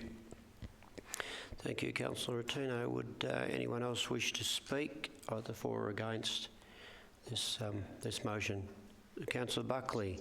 Yeah, just a sort of a question, really. You probably should have asked that before we moved the motion. I've just had more time to think about what Joe was saying, or implying, I should say. And if it drops off in 12 months, that doesn't take long for 12 months to go, and this COVID-19 thing seems to be stabilising a bit. What's this? I'm projecting forward. You're in sort of implying that we drop it back then to the $250,000, the 2,000. Is that your implication that we? I'm happy to speak in favour of the motion now. But when it's reviewed, the implication is that if we want to, we can drop it back. That is correct. So if that answers your question quickly. So other councillors who wish to speak either for or against. So we have Councillor Roberts. Thank you, Mr Mayor. I don't disagree with any of the comments that have been made around the chamber by Councillors Tui and Ratino. However, I also think that Council needs to keep its finger on the pulse. And granted, these capital works projects get decided in the budgeting process, but Council does not, during the budgeting process, go through the tender evaluation through the tender process. So my major concern is that we will lose touch with the purchasing of the expenditure in the council, but I do wish that this was broken up into two parts, because I see the importance of increasing expenditure temporarily during the crisis. But currently, as it stands, I don't think it's responsible to put a delegation increase like this at the evening of a council. And I think this would be a much more appropriate recommendation to bring forward to a new council and let them consider it. Thank you, Mr Mayor. Thank you, Councillor Roberts. Those online wish to speak for or against? Absolutely. I'm trying to get a word in there, Councillor Mayor. Yeah, so I'm happy to speak in favour. Sorry about that. That's all right. It's quite difficult from this perspective to to be able to make that contribution. I speak in favour of this motion and endorse the comments that have already been made, and also to draw on Councillor Peltz's comments that in my time in council we haven't had a CPI increase. Councillor Peltz is quite right. You can't buy a trailer, can't buy a rig for $250,000. You can't buy a bridge. These are all absolutely low-hanging fruit in terms of purchasing large capital items these days. I have absolute faith in the CEO's ability to make good decisions, the team that he's chosen around him, and the fact that we've chosen an excellent CEO. And even the previous items that we've covered around the fraud and corruption policy, these are all reassuring for me. As I said, Councillor Peltz is quite right. We haven't dealt with this matter for the 2 terms that I've been councillor, 7 years, and if there was a CPI increase from $250,000 7 or 8 years ago, we'd be nudging towards where we are proposing at the moment. I suspect there's councillors who don't agree with this, and there's been discussion that there's been errors made in contracts decisions recently. Well, what's this? If the accusation is that the council has made an error, how then does that flow that the council will have a better decision-making capacity than the CEO? I dare say that we'll hear from somebody who doesn't agree with this decision, Councillor Ellis, I suspect, in a moment. I think there's enough checks and balances in the process at the moment in our whole system, our plans and strategies and our budgets. And I think Mr. Field has underestimated the quantum of the savings, let alone the actual productivity in the community. This is absolutely essential. And in terms of urgency, we don't know what next emergency will occur, a flood, bridges washed away, or this COVID-19 catastrophe continue. That decision's yet to be made. So I think there is a sense of urgency around this, and it's timely to bring this to the council chamber. And councillors, if you're vacillating, I really urge you to support this. Thank you, Councillor Reeves. Now, I'm expecting, well, I can't see a hand up, but Councillor Ellis, would you you'd like to speak at some stage? Thank you for giving me the opportunity, Mr. Mayor. I agree with Councillor Reeves. It's a bit difficult to be in this distance and rather than at the table. Councillors, I want you to think about the decision you're making tonight and remove the personalities and just come back to your role as elected officials in the Shire of East Gippsland. One of the principal roles of councillors is decision making. To be made accountable for the expenditure of the ratepayers' contribution to the maintenance of this Shire. That is our role, to make those decisions. At no stage in the past 12 months, nor in the life of this particular council, has there been any complaint in regard to the efficiencies of the decision-making process. Not one complaint in terms of the contracts being handled in a timely and cost-efficient manner. That, in fact, is emphasised and shown as evidence in the table attached to your briefing sheets, where it shows that the councils, right, handled a series of actually 69 projects in an efficient manner. It's our role to make decisions like that, and if we make mistakes, to be accountable to the public. We're made accountable by the electoral process and also by public comment. The CEO's position is removed from that position. I also want you to look at that document that's before you and consider the actual data that's there to show that it's an inefficient process that we maintain right now. There is none. I respectfully asked Mr. Field to provide us with extra detail, and I did raise the matter last week. There's no extra information there before you to suggest of any genuine cost savings nor any improved efficiencies. That is one of the strengths of this issue, and one of the strengths of a democratic process is to have people made accountable. We are accountable.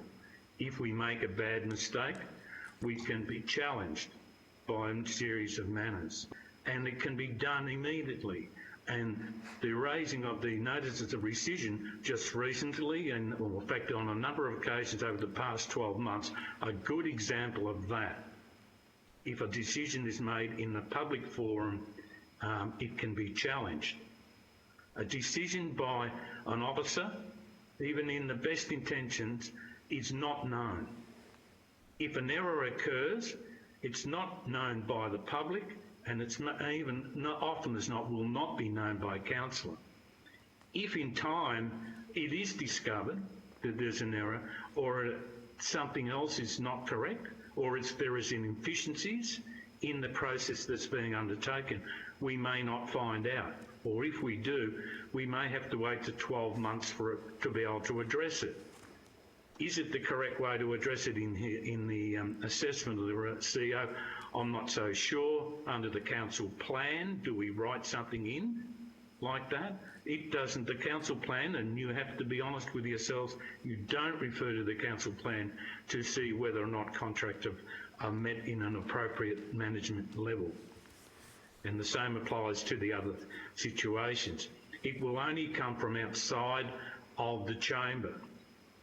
So, councillors, this is not a matter of trying to restrict the role of the CEO. It's not a matter of that. It's just a matter of us accepting our responsibilities and accountabilities and continuing in the role that we are. In concluding, I have to support Councillor Roberts' concern in terms of the 800,000 special dispensation. I would have supported that as a separate one because there could be something that could be extraordinary that would have placed the CEO in a position where he had to make a decision. So it's a separate thing, and it had a time frame, and it was clear of what it was aimed for.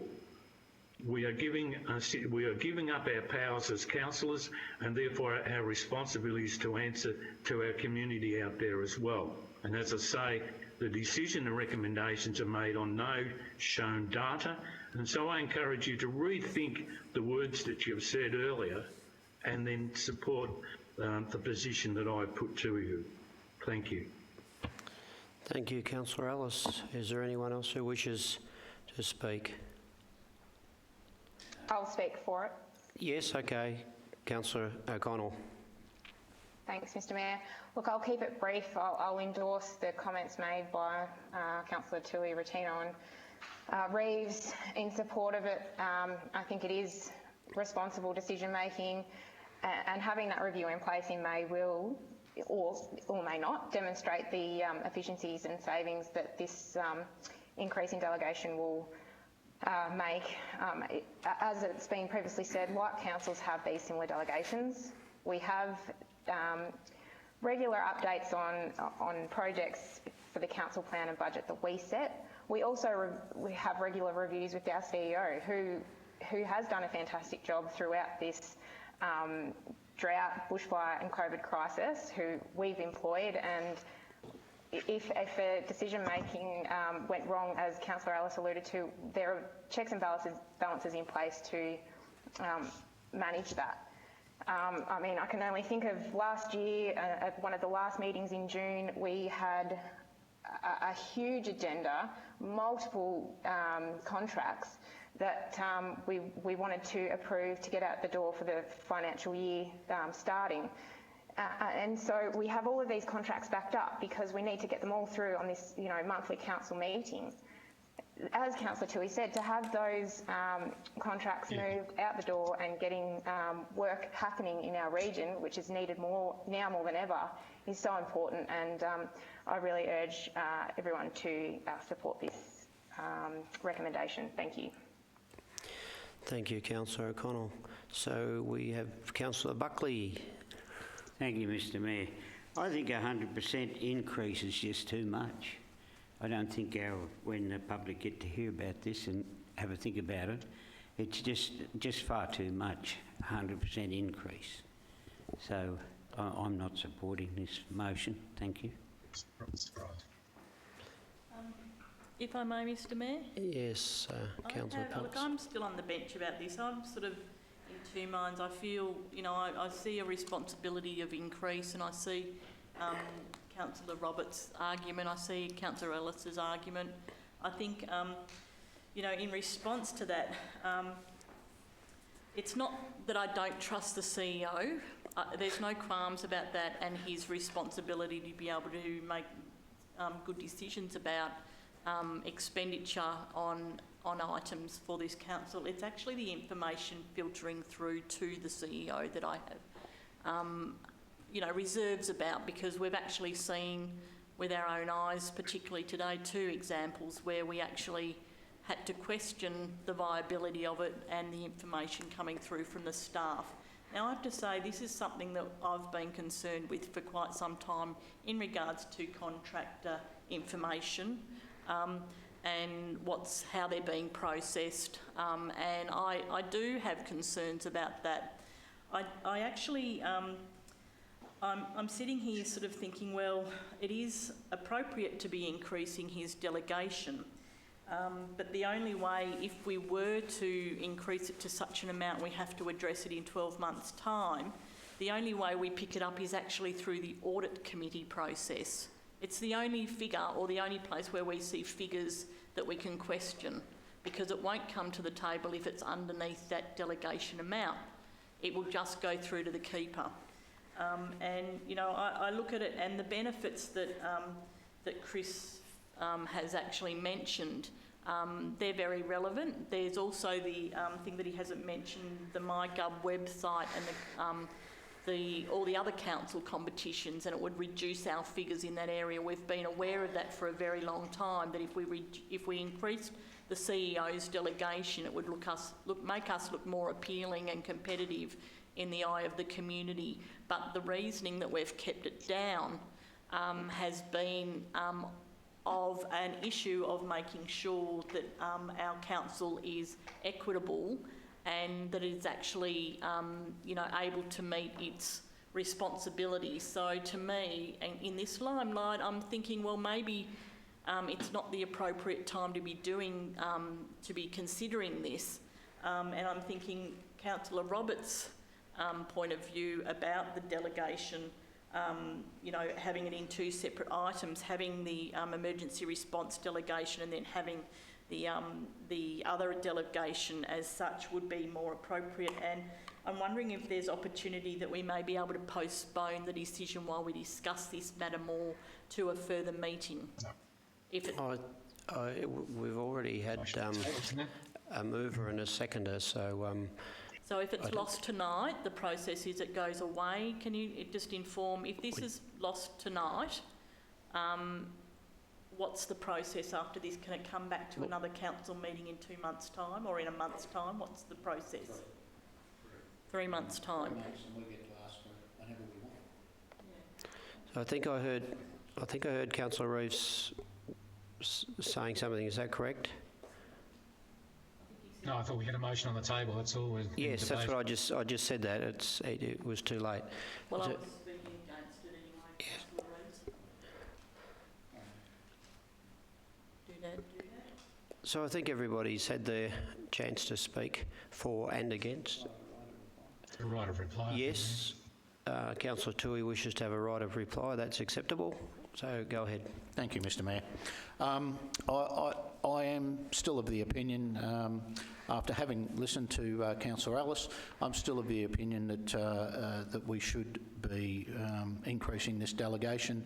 If I was of the opinion that our CEO might make a mistake with a contract, I would have to then assume he could make 2, which equals the amount that we're going to put his delegation to. So we have the option.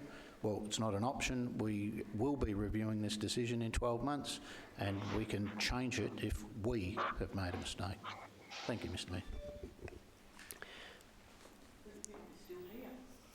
Thank you, Councillor Toohey. So moving forward, we should put this to the vote. So I would ask councillors, all those in favour? 5. Okay, so all those against? Thank you, councillors. So for the minutes, we have Councillor Ellis against, Councillor Buckley against, Councillor Roberts against and Councillor Peltz against, but the motion has been passed 5-4. Carried, sorry. Word choice. Thank you, councillors.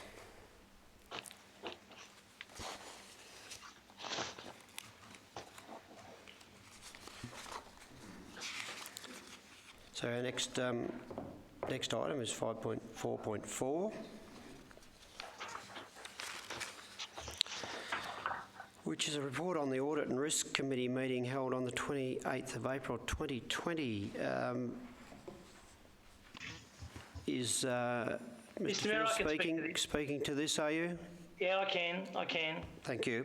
I'll make it as brief as possible. So the quarterly Audit and Risk Committee meeting was held last Tuesday. The items are noted as contained in your report were the 2 new committee members were endorsed by council, and their names are Mr. Christopher Badger and Mr. Andrew Roberts. Justin Brooke of DMG Audit and Advisory presented the audit strategy for the 2019-20 financial year and responded to committee's queries on that report. We also had the internal audit from Crow, which presented a report on the internal audit of councils, which included an internal audit on HR management, which was undertaken in accordance with council's internal audit plan. And there was a report on council's response to the Victorian Ombudsman's own motion relating to the issue of emergency building orders to properties impacted by the 2019-20 East Gippsland bushfires. Mr. Mayor and councillors, the regular updates were also included at that meeting to do with finance, risk management, legal activities, insurance claims, and there were also presentations made on the bushfire recovery and COVID-19. The only other thing I wanted to raise with council was that there was a fair bit of work and discussion undertaken around workforce planning and the requirements for a workforce plan to be developed and then maintained in accordance with Section 46 of the new Local Government Act by December next year. And I think it would be fair to say that was a central theme of the Audit and Risk Committee meeting last week, was around the importance for council on effective workforce planning going forward.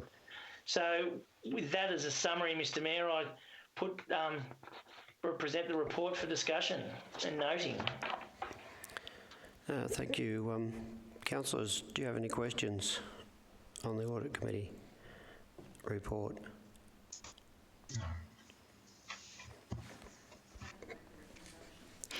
Thank you, Councillor. I can see you. You need to turn the light on. You're very dark. Or you could yell out. You could also yell out if I haven't noticed you. So, Councillor Ellis, please. You may. There's nobody else, Mr. Mayor. Beg your pardon? There's no one else wanting to ask questions? No. Okay. So you are quite welcome. Oh, thank you. Mr. Phil, is there anything council as the board of the Shire of East Gippsland needs to know in terms of any risks or other matters of concern? I would respond to that, Councillor Ellis, that there's nothing material. There's obviously continuous improvement being done in the internal audit space. I think the workforce planning discussion was a very constructive one. The internal audit plan that Crow have put together, I think, covers the basis of council's activities. So no, Councillor Ellis, I don't think that there's anything I need to bring to council's attention tonight. All right, thank you. Hey, Councillor Peltz. Yeah, I've just got a query in regards to the Ombudsman, if you could expand on the Victorian Ombudsman own motion inquiry issuing of emergency building orders for bushfire impacted properties. Can you just expand on what was discussed on that, please?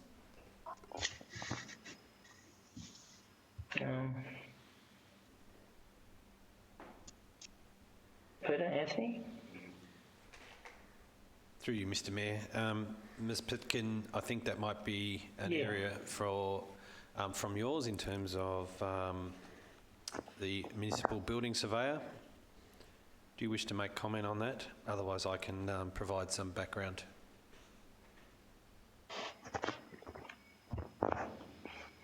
Sorry, I'm just having some trouble with my connection at the end of the night. Can Councillor Pals please repeat the question? I was Can you just hear me? curious about, it states here, the Victorian Ombudsman's own motion inquiry issuing of emergency building orders for bushfire impacted properties. I was just curious what was discussed there about that topic. So is your question, Councillor Pals, I'm still having a lot of trouble hearing, is your question in relation to what the Ombudsman's, what was raised with the Ombudsman? What he raised. Through you, Mr Mayor, I think Ms Pitkin, Councillor Peltz is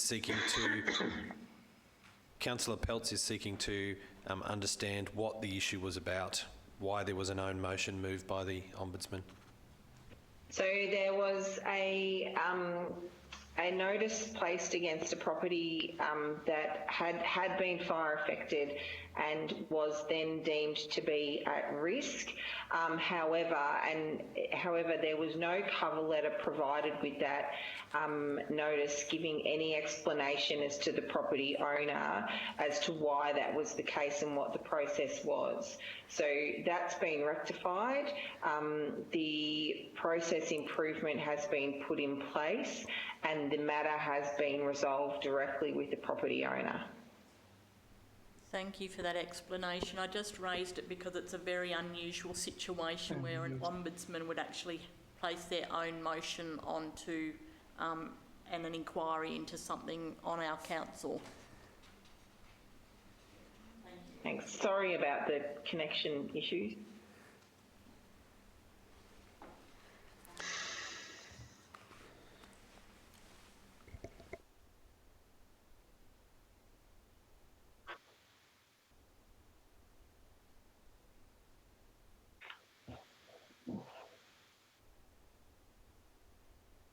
I can't hear anything. Okay. Thank you. Councillor Tui's moved this and Councillor Rotino has seconded it. So Councillor Tui, any words relating to this item? All right. Okay. Anybody else? Just, noting. Okay, so so we'll vote. All those in favour to accept this Audit and Risk Committee report? Good. As dark as it may be, I did see a hand come up there, so thank you, Councillor Ellis. So that is, sorry, Councillor Buckley, did I see you vote for this? Yes, thank you. Yeah, yes. So that's unanimous. Unanimous. Thank you. So moving forward now, this is 5.4.5, and this is Capital Works and Landfill Rehabilitation Projects Report for 2019-2020 for the quarter ended 31st of March 2020. And in attendance, I see that Tom Weatherall, our Manager of Assets and Projects, is standing by, so I'm assuming you'll speak to this, Mr Weatherall. Thank you, Mr Mayor. Good evening, councillors. The purpose of this report is to provide an update of Council's capital works and landfill projects for the quarter ending 31 March 2020.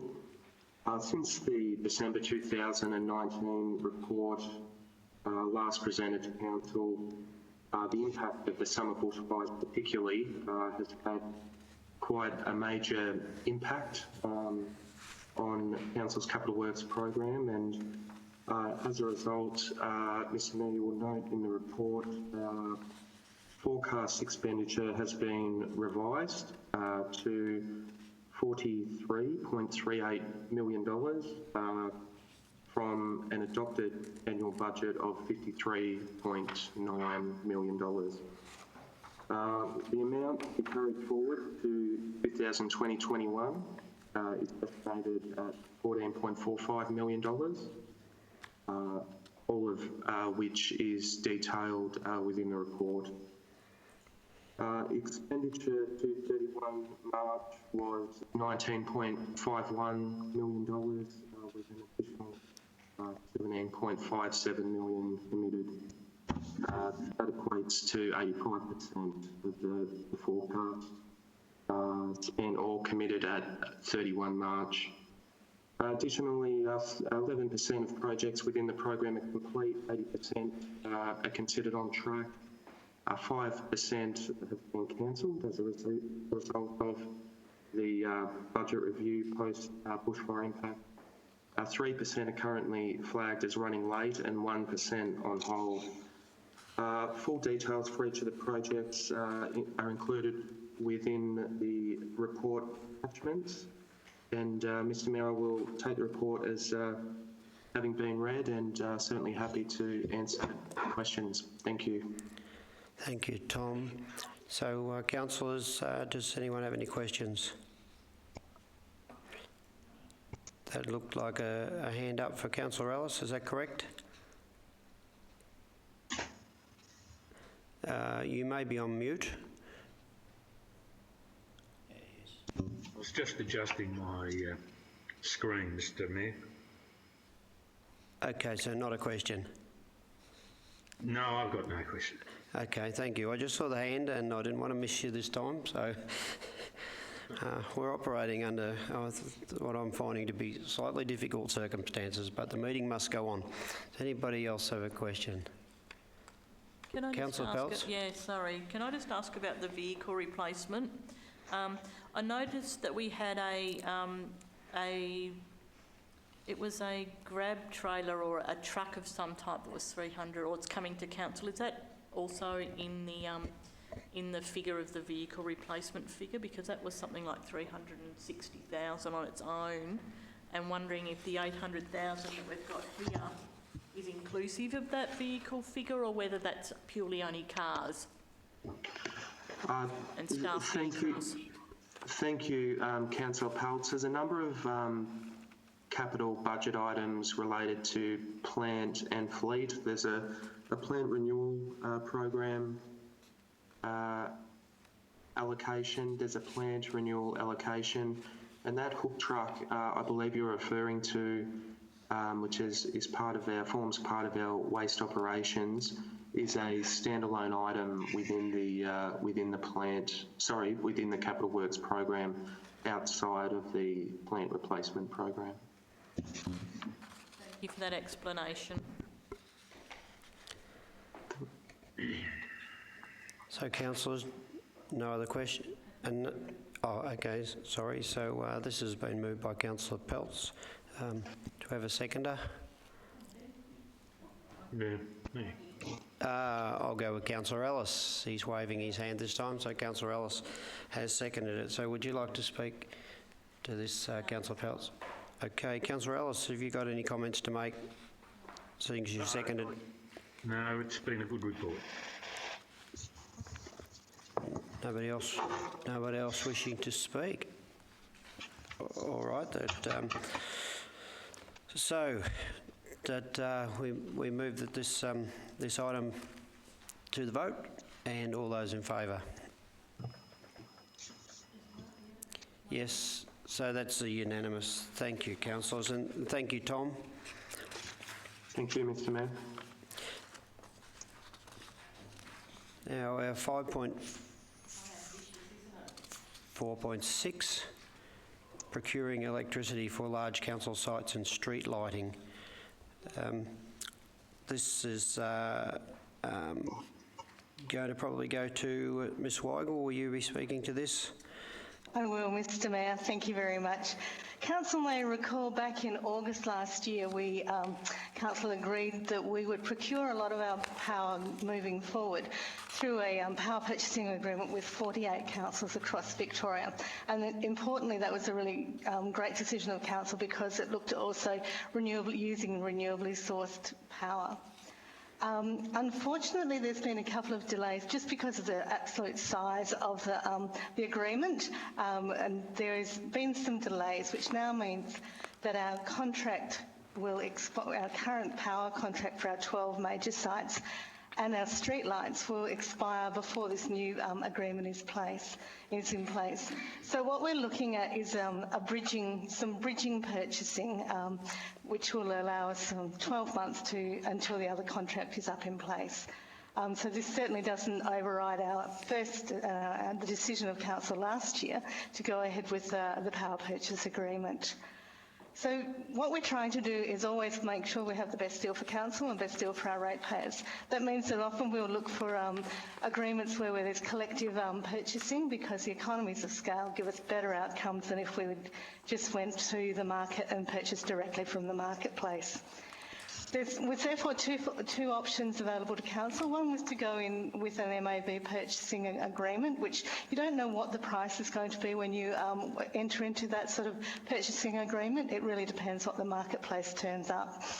And the other is to use the state procurement contract, which is already in place for the purchasing of power. When we looked at the two options, officers are recommending that we go with the state procurement contract. There's some good savings with that for Council, and the prices, importantly, are known. Another great thing is that the contract, whilst we can't talk about who the provider is in Council today because it's a contractual matter, it is an Australian-owned company, so there's some really good benefits there as well. So the recommendation from before Council today is that we agree, Council agrees to procure outstanding electricity supply requirements for Council buildings and streetlights from the state procurement contract for the period of the 1st of July 2020 to the 31st of December 2021. Happy to take any questions. Thank you. Thank you, Ms Weigel. So, councillors, do you have any questions re this power matter? Councillor, I'm happy to move it, Mayor. Just half a moment. Councillor Roberts has a question. Thank you, Mr Mayor. A really brief one, Ms Weigel. Is there any potential that this will get pushed back further than December? I don't believe so. No, that we've given ourselves enough period, I think, with that 18 months, so it should be fine. There were some legal steps that the procurement, the power purchase agreement collective needed to go through. They have now gone through those, so they will start their tendering process relatively soon. So this 18 months will give us enough time to ensure that all those other agreements are in place, whilst also making sure that we have a contract, a power contract in place as well. Thank you. Thank you. So if there are no other questions, I noticed Councillor Reeves was wishing to move this. Would somebody like to second it? Councillor Rattini. Oh, could I go with Councillor Ellis? He's come back on screen. Yeah, Councillor Ellis has seconded it. Thank you. So, do you wish to speak to this, Councillor Reeves? Oh, look, very briefly, thanks, Mayor and councillors. I think that there's been a good discussion around this and some analysis around the fact that, as mentioned by Ms Weigel, that what the preferred supplier is probably an Australian-based company, and we endorse that. And it gives us some certainty for the next 12 months until the next contract is reviewed. Thank you. Councillor Ellis. I agree with Councillor Reeves, and it's a great sustainable and environmentally responsible action in the manner in which we're managing our lighting commitments, and this can only further enhance it. Thank you. Good. Anyone else wish to speak? All right, councillors, well, we should put this straight to the vote, so all those in favour of this proposal. Thank you, councillors, that's unanimous.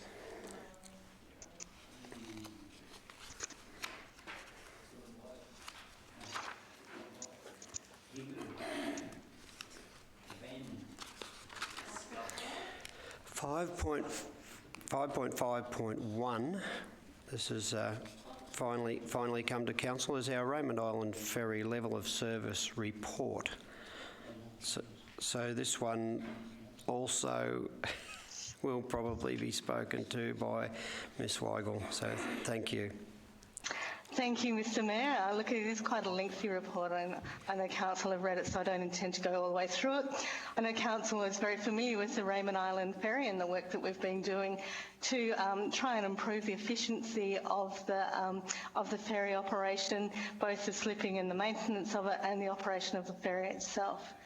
One of the issues that came up through the reviews and the work that we've been doing over the last couple of years is the fact that we don't have a documented level of service. We don't have any sort of service charter that is documented. That raise a whole lot of issues for Council and for the users of the ferry, in that we haven't committed to a level of service, and there's some uncertainty around that. And it also perhaps allows for scope creep in the expectations of what should be provided by the ferry service. So recognising that, we've been through a really good process where we've engaged consultants, and we've worked with users of the ferry, both residents of Raymond Island and those that have reason to use the ferry regularly, to look at what the level of service should be, both during the normal operations of the council of the ferry, and when the ferry goes through its regular major maintenance, which means that the ferry needs to be slipped for a period of time. So the consultants have provided us with a report, which we've listed as Appendix 2, which goes through a range of items. So first, it provides some set of principles, it provides some definitions of service, and then it provides a range of recommendations. The Appendix 1 that we've provided then provides some officer comment on those recommendations. And you'll see that in that Appendix 1, in general, we agree with most of the recommendations. There are some there that need to be considered as part of Council's normal budgeting process. So there are a range of recommendations before you this evening, which are basically to note the report from the consultants, to adopt the parts of it that we need to have adopted as part of developing a level of service, to endorse the proposed actions that are the Appendix 2, which are the officer's response to the recommendations, to note that some of these matters that are in the recommendations are really better considered in the preparation of the annual budget, and then to note that all of these recommendations and the service level and the definition of service and the principles will be brought together to create a published level of service for the ferry for the first time in its operation. Thank you, councillors. I'm happy to take any questions. Thank you, Ms Weigel. Councillor Roberts, you have a question. Thank you, Mayor. Thank you, Ms Weigel. Do you know exactly how many submissions were received by the community?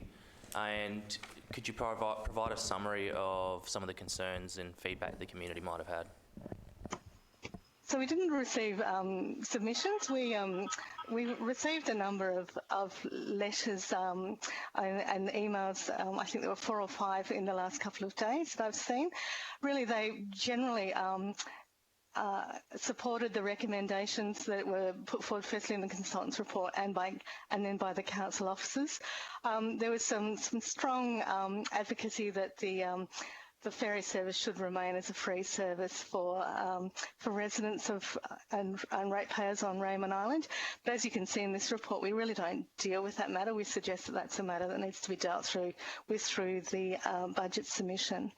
The process that was gone through, which is also documented in the report, included the development of a reference group, which was made up of community members and users of the ferry, high users of the ferry, including emergency services and the likes. There was also a survey of users of the ferry. I think we had 91 or something like that responses to the ferry. So there's quite a lot of input from the community and from users in the development of the consultants' recommendations. I hope that's what you were looking for in terms of an answer. Thank you. Thanks, Ms Weigel. That was great. Cheers. Councillor Buckley. What would happen, Ms Weigel, if we abandon the ferry? This report before you, Councillor Buckley, isn't about whether we should abandon the ferry or not. This is really about what the level of service is for the ferry. We've got an existing contract which has got 2.5 years still to go on it. We've got a ferry that still has about 10 years of life. So we're not actually really recommending that we do anything that would change the way people access Raymond Island through this report. There have been reports to Council in the past, back in 2012, which looked at access to Raymond Island and made a series of recommendations around that. But the ferry, as we've noted in the report, the ferry provides the only vehicular access to Raymond Island, and we have an obligation to provide access to people's homes. So we have an obligation, whether it's a ferry or otherwise, to provide access to Raymond Island. But really, tonight's report is not to really look at those options, whether it's a ferry or otherwise. It's really to look at the level of service that is provided by and how we operate the ferry, how frequently, what happens during outages, and so on. It's really to look at how the ferry is operated. Thank you. Thank you, but that hasn't really answered my question, but thank you anyway. Because it's a big road's responsibility. Yeah, in my view, it's a big road's responsibility anyway. So thank you anyway. So any other questions re this item about with the ferry? Can I just have a question as to the community consultation was only through that network group over on the island? There wasn't any additional community consultation in regards to this? So no, there were two ways that we consulted. One was to have a reference group. Well, there was a range of ways. So there was a reference group, there was a range of face-to-face meetings with those that had a particular interest in the ferry and accessing Raymond Island, whether they were tradespeople or emergency services. And then we sent out a survey to everyone who had a ferry pass. So that's not just Raymond Islanders. There is a range of service providers to Raymond Island that also have ferry passes. So we consulted with all we had the opportunity to consult with all users of the ferry, whether they were based on and living on Raymond Island or were servicing it. So it was really looking at how we engaged with those with a relationship with the ferry and the island, and that included businesses on the Painesville side as well. There was business representatives on that reference group as well. Thank you, Fiona. So any more questions? So before I ask somebody to move it, I would just like to say, with regards to Councillor Buckley's discussion a moment ago, it's good to have you back in the chamber.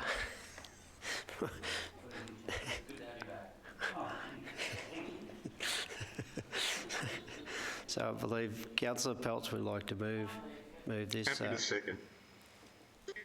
Councillor Ellis, thank you. Saw your hand. Would you like to speak?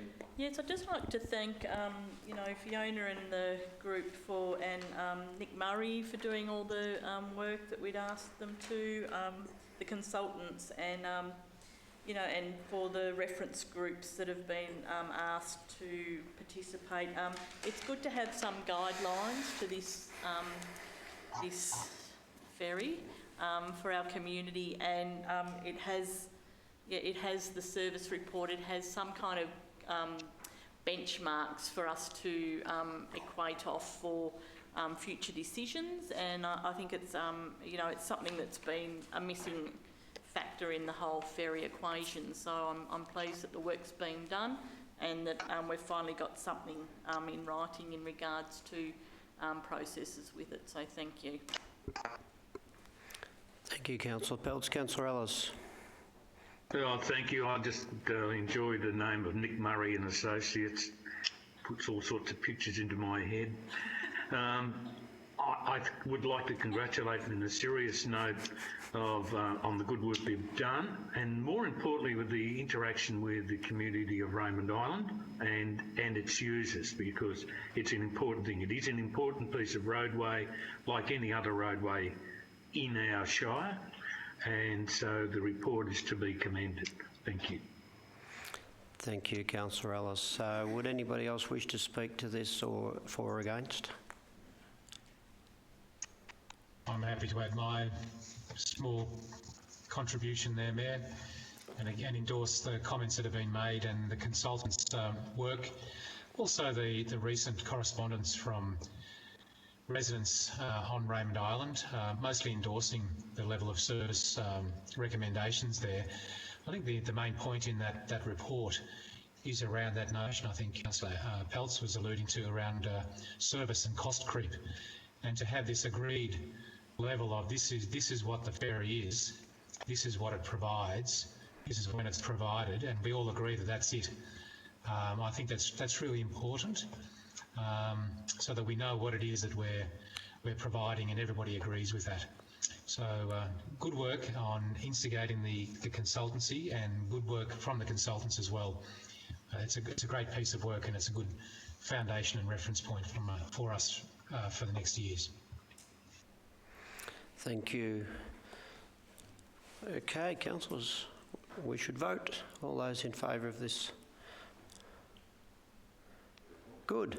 It's unanimous also. Thank you.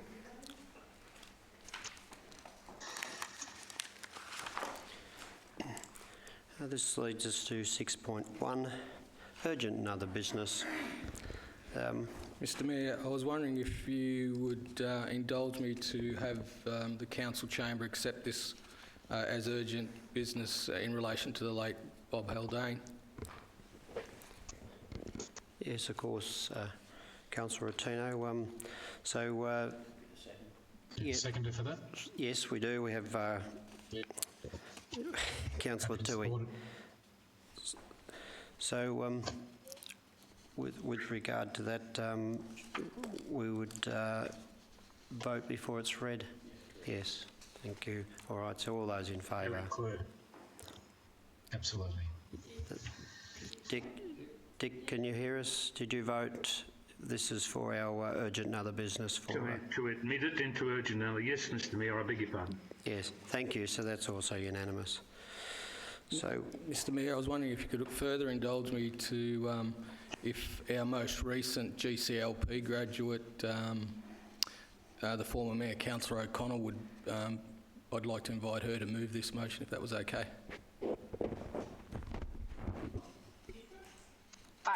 I'd be happy to move it. Right, thank you. Yes, like to speak, Councillor O'Connell?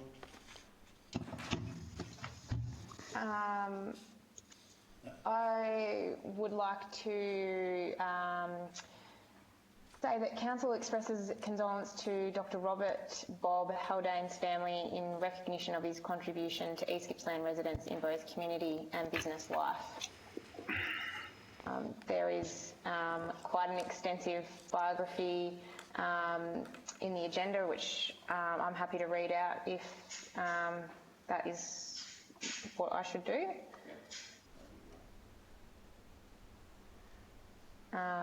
So perhaps I'll just pick out a few pertinent points. Great. Dr Robert Haldane was an author and historian based at Buchan in East Gippsland, Victoria. He served in the Victoria Police Force for almost 34 years, retiring at the rank of Superintendent in August 2001.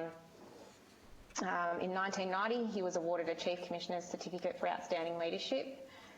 In 1997, he completed the International Police Executive Officers course, and in 1998, he was awarded an Australian Police Medal for Distinguished Police Service. He held degrees in Doctor of Philosophy and Bachelor of Arts from La Trobe University, and was a graduate of the Federal Bureau of Investigation National Academy, was a fellow of the HRH Duke of Edinburgh Study Conference, and also a fellow of the Gippsland Community Leadership Program in 1996, which I believe was the first year of the GCLP program. And he also served as Deputy Mayor and Councillor on the East Gippsland Shire Council between 2005 and 2008. He had extensive community interests, including the Buchan Cemetery Trust, the Gippsland Coastal Board, Sustainable Gippsland Advisory Committee, and the Gippsland Area Consultative Committee. He's been a coordinator of the East Gippsland Vocational Education Program, inaugural chairperson of the Gippsland East Local Learning and Employment Network, chairperson of the East Gippsland Shire Audit Committee, past president of the Buchan Primary School Council, Buchan Bush Nursing Centre Committee of Management, and as we said before, an alumni of the Gippsland Community Leadership Program. So a great loss to our community, and our condolences to his family. Hear, hear. Thank you, Councillor O'Connell. With that passing of that sad moment, our council will now, we've got item 7, which is confidential business. So council will now close the meeting to the public in accordance with the provision of section. So, another item of urgent business that I'd like your indulgence to see if it could be accepted tonight. Right, it's not agendaed, so yes, that's fine. So the urgent business relates to the SGS report that was released recently. I'm happy to second that, Mayor. Okay, so that's fine. So that's it's moved by Councillor Rotino and seconded by Councillor Reeves.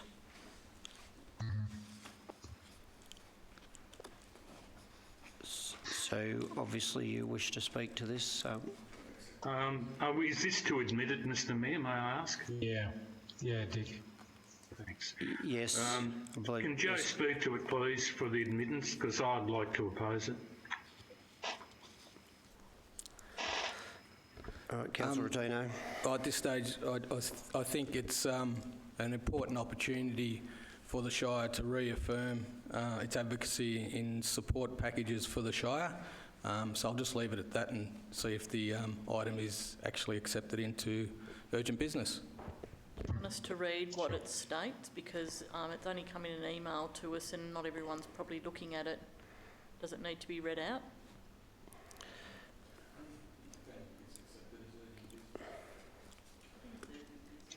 Mr Mayor, if I may speak to Council, I think it's important that we understand what we're about to acknowledge as urgent and other business, and so therefore we can then, you know, I can speak to the matter.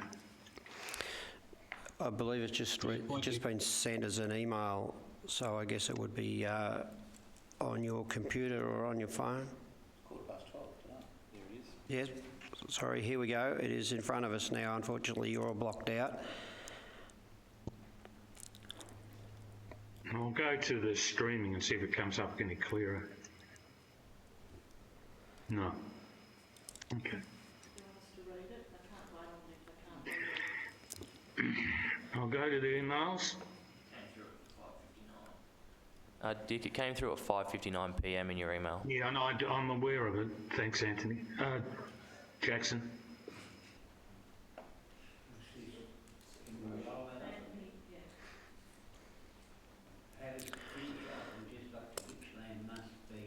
I would suggest, instead of everybody trying to rat through their devices, that somebody could read this out, please, Mr. CEO.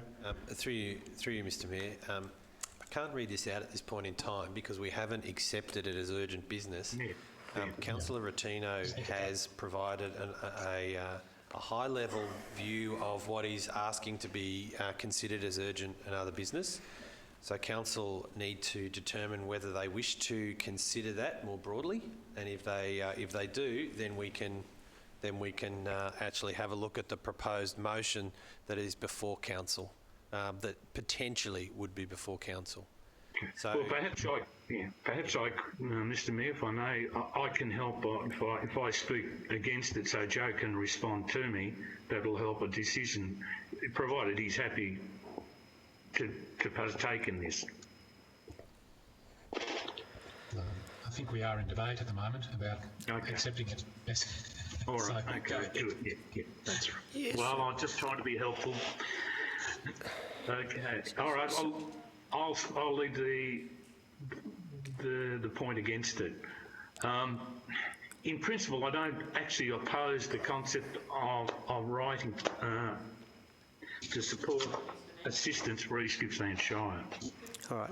What I'm concerned about, why would...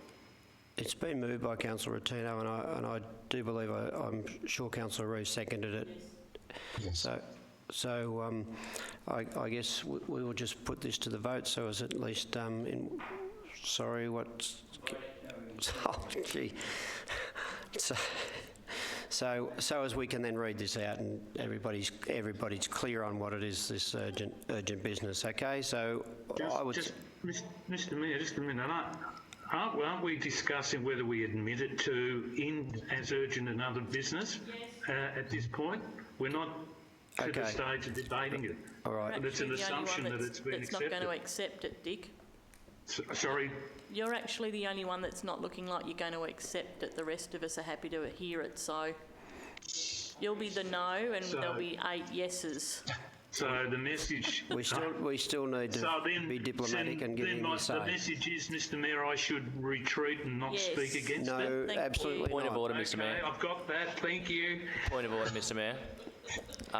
We've got a substantive motion on the table. It's been moved and seconded. If we can get through this process, then Councillor Ellis may wish to debate it in the next portion.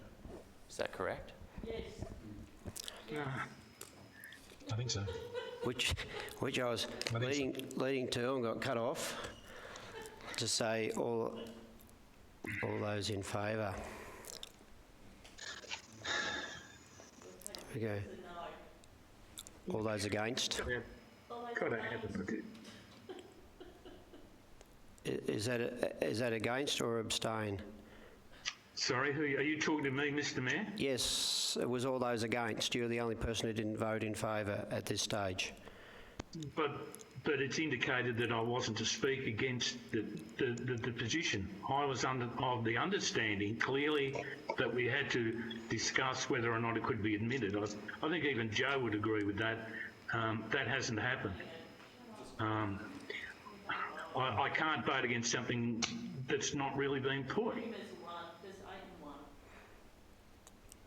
Can you hear the chatter in the background? No. I didn't catch it. Could I please have just a moment, please? I think I might ask Mr. Canizaro for some advice here. Thank you, Mr. Mayor. Very simply, we need to admit it into business, and that's what you're voting on now. Yeah. And the way I've read it is it's 8-4, and we haven't seen Councillor Ellis's hand against, but I'm assuming that might be the case. So I'll call it abstained, and now it's been admitted. It can come up for debate.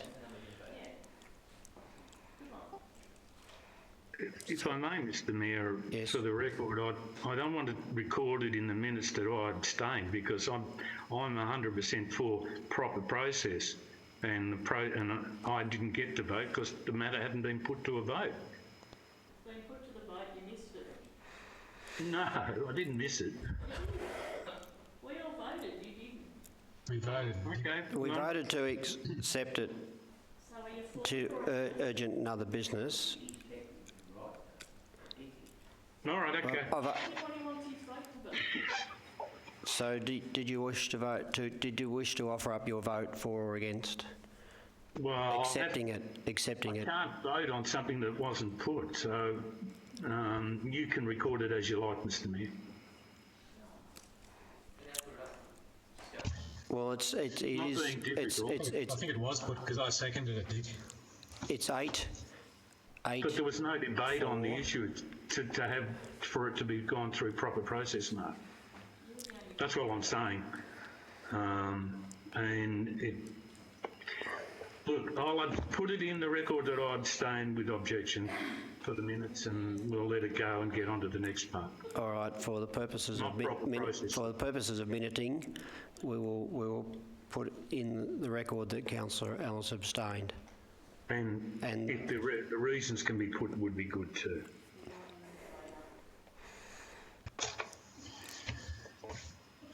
So therefore, can we please read it, because I've not... So what's the item? Thanks, Mr Mayor.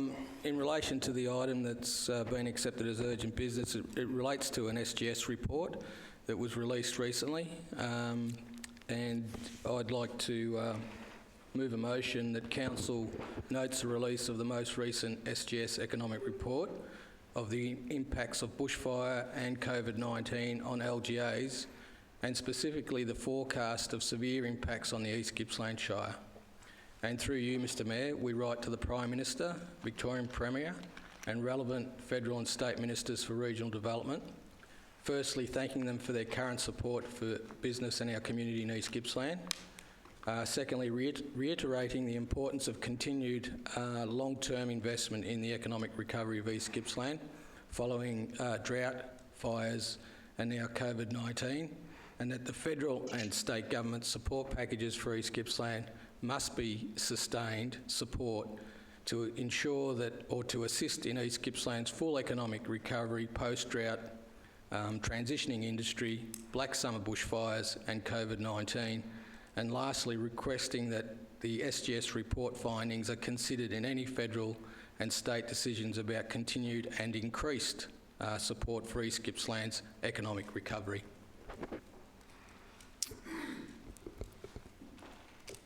Thank you.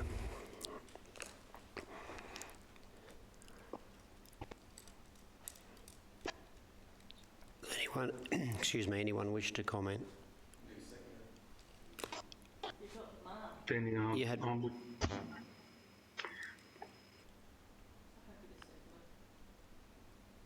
Councillor Ellis, you put your hand up for... If there's no one else speaking to the yes, I'd like to speak to the no. All right, so it's been seconded by Councillor Peltz now, and it's got to this stage. So yes, so first of all, before we have an against, of course, those who wish to speak for.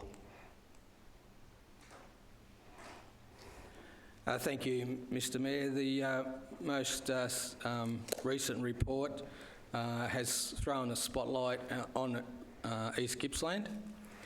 It was a report, an economic report prepared by experts in relation to what will happen, or what could potentially happen in their modelling post COVID-19 for all local government areas right across Australia. But they specifically highlighted East Gippsland on the back of 3 years of drought and the recent bushfires and now the COVID-19. It also went on to say that whilst not all GDP is declining in all these LGAs, some regions benefited from their significant diversity in industries and were less impacted by social distancing restrictions, and they've experienced some levels of GDP growth. And many local government areas have experienced 2.5 to 7.5% decline. LGAs that rely on significant tourism are likely to experience between 11 and 15% decline GDP as a result of travel restrictions. But LGAs like ours, and they named East Gippsland specifically, following the summer bushfires, could see up to 20% decline in our annual GDP. So whilst the spotlight is on us, Mr Mayor, I think it's a great opportunity, as the recommendation states, to thank the relevant federal and state government for their current support, but just to remind them that we are in this for the long haul, and we've got a long way to go with our recovery, and need to have that continued support. Thank you, Mr Mayor. Thank you. Councillor Peltz. Yes, I'd like to reiterate my colleague's words that he's just shared with us now, but I'd also like to say any advocacy work that we can actually do to put the stimulus and highlight back on our community and make the rest of our nation fully understand and remember how difficult it has been for our community, because it's been extraordinary times, and you know, it's now time for us to play and walk the walk, and make sure that our voice is heard and that our community is looked after. So I'm quite happy to support this recommendation, or this receiving of this urgent and other business. Thank you. Councillor Toohey. I'd like to concur with my colleagues, and just in regards to Councillor Peltz's words, extraordinary times. But we are extraordinary people, but we need a bit more support in order to get back to where we were and to exceed where we were. So I think this is a very good idea and should be supported. Thank you, Councillor Toohey. We have Councillor Ellis. Did you wish to speak against? I do, Mr Mayor. I want to preface my comments by saying I fully support advocacy on behalf of East Gippsland Shire and of the people of East Gippsland. In fact, in Greater Gippsland for that point. But it's got to be logical, and it's got to be thought-based, and it's got to be knowledgeable. Now, I'm going to ask each of you in the chamber as a start to honestly ask themselves, have I read this full report? Who are SCG Economics? Have we ever met them? Do we know what's contained in their report? What is the difference between the complexities facing the Shire of East Gippsland and the Shire of Douglas? Do we know where the Shire of Douglas is? What are the comparisons between the two shires? Do we know whether or not East Gippsland was placed on the same level as the Shire of East Gippsland or the city of Lake Macquarie in New South Wales? Do we know these questions? Is there anything in that report that could make me, that is I, the individual councillor, or my councillor group, look foolish? Is the information fully accurate? When was it published, actually? Has there been any contact with our Shire? Has our CEO arranged for a report to come to council to properly inform me of the contents of this document, and is it a proper tool? I want you to ask yourselves those questions, councillors, because what you're doing is you're making a decision based on a document that only probably came to a couple of you, including our beloved Mayor, this morning, when it was a little news item on the local ABC radio. So it's not considered and thoughtful decision making that we're practicing here. As I reaffirm, and I reaffirm this very strongly, I'm very strong for advocacy. And I would most probably be the seconder to Councillor Rottino next month, or if we have a further ordinary meeting in the next fortnight.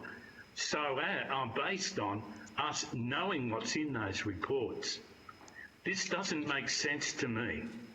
This is like picking a colour to win a horse race. It's just based on no knowledge. And I'm not suggesting that there's anything wrong with SGS economics. They're probably the most competent people. But the point is, we know nothing about it. Opportunistic motions at times don't really achieve a lot. We need to give it considered thought and then go ahead, and then we've got some strength in our argument. What I would suggest, and had we had more time with this, is for us to have this matter adjourned or simply just laid flat to be included in next month's agenda. Councillors, please don't support this, even if it turns out that there is strong argument, and I'm sure there is, or Joe wouldn't have said it, but strong argument for it. But it's something that none of you can make a decision on because you don't know what's in it, unless you're honestly, you can cross your hearts and say you've read the report in full, and I understand clearly why the Shire of East Gippsland together with the Shire of Douglas and 2 or 3 other councils, were nominated as suffering under the current economic things. What were the differences between Douglas and East Gippsland? We don't know. So, councillors, I would suggest that an appropriate manner would be for us to adjourn this good concept of Councillor Rotino until next month, and in the interim receive some basic briefings on the content and take the time to read it, each one of us. Then we can support with a unanimous vote in favour of further thing. The problems we're facing now will not go away. We will have time to maintain a strong level of advocacy by doing the sensible thing. Thank you. Thank you, Councillor Ellis.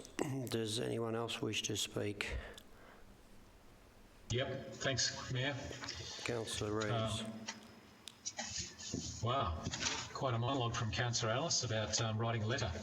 I think what strikes me about this report, and I have read it, Councillor Ellis, it arrived this morning, and I read through it, and I have no doubt the credentials of the authors or the organisation, and it's I think it is an appropriate thing to introduce at this stage, and for us to use as a basis to ensure that our community and our businesses and our environment and our local government area is given the continued helping hand that has been offered us. Councillors, you might recall earlier this year in the midst of the bushfire emergency, we had an amazing presentation from Anne Leadbeater, and one of Anne's comments was, recovery years are dog years. Now just think about that for a moment. If we delay any longer, or we put this off and stop advocating, we're potentially delaying recovery for many, many years. What we're asking is to acknowledge the good work that federal and state government has done to help us already, and to not stop it, because there are some really clear indicators that we're in a bit of strife for a long time. It's as simple as that. So thanks, Councillor Rotino, for alerting us to this report and to bringing it to the table tonight. Councillor Buckley. Yeah, thank you, Mr Mayor. What's the procedure now for moving for an amendment?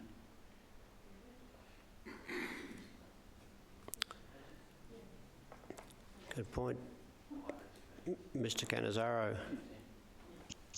Motion's on the table, isn't it? We just vote on it. We've got the motion. I think it's on the table at the moment. Yes, yeah. I think it's too late for an amendment. If that's the answer, that's the answer. Yes. Perhaps we could put a fresh motion. So, all right, councillors, no more debate. I'd like to just add a couple of things. Councillor O'Connell. I'll keep it brief as well, but I just want to echo Councillor Reeves' comments then. I too have read the report, and I think it's really important to acknowledge the fact that here in East Gippsland we know just how much we've been through over the last 3 or 4 years with the drought, then with the bushfires, and now with COVID. It's been highlighted in this report, which is obviously very well credentialed and highlighted in local and state media and most likely national media for that matter. So it's a great opportunity, as Councillor Rotino has indicated, to continue to advocate for our community and thank the governments for their support, but we need ongoing support, and we are doing it really, really tough. So I urge you all to support it. Thank you. All right, councillors. Yes, of course. Thank you, Mr Mayor. I won't drag this out. SGS Economics and Planning is a certified B Corporation. The B Corporation is the highest credential business anywhere in the world, so I've got no doubts about this report or its authors. I'd also like to say that timing is everything, and whilst we had some of the, well, it would be on record, the worst disaster with the summer bushfires, and the spotlight was fair and square on us, there was lots of support from government to help us, and we needed help. There's an old saying, you've got to strike when the iron's hot.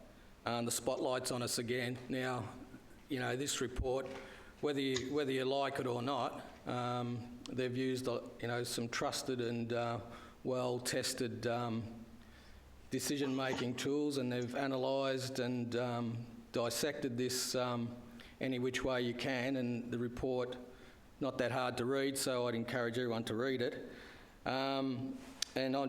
Look, the opportunity is here for us to advocate now and get the best for our community to make sure that we don't miss out and that we don't get forgotten because of what's happened with COVID-19. Thank you, Mr. Mayor.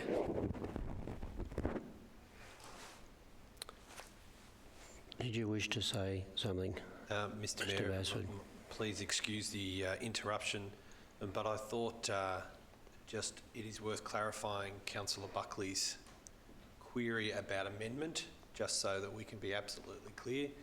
An amendment can be made that doesn't change the intent of the motion, Councillor. Otherwise, the chair may accept an amendment or something that does change the intent as a foreshadowed motion.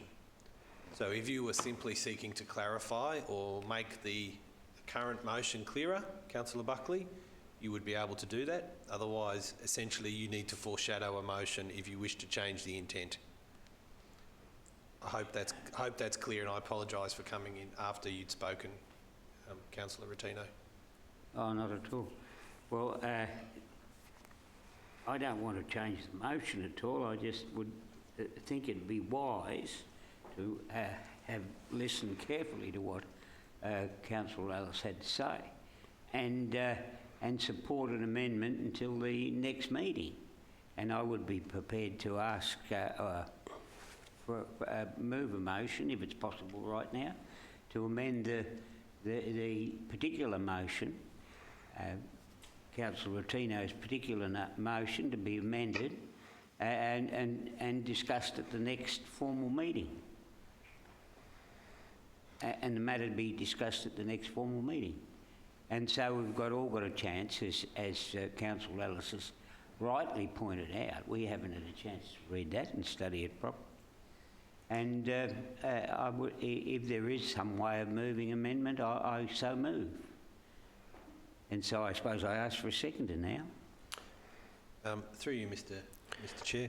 Mr. Mayor, what you're actually seeking there, Councillor Buckley, is an adjournment of the item rather than an amendment.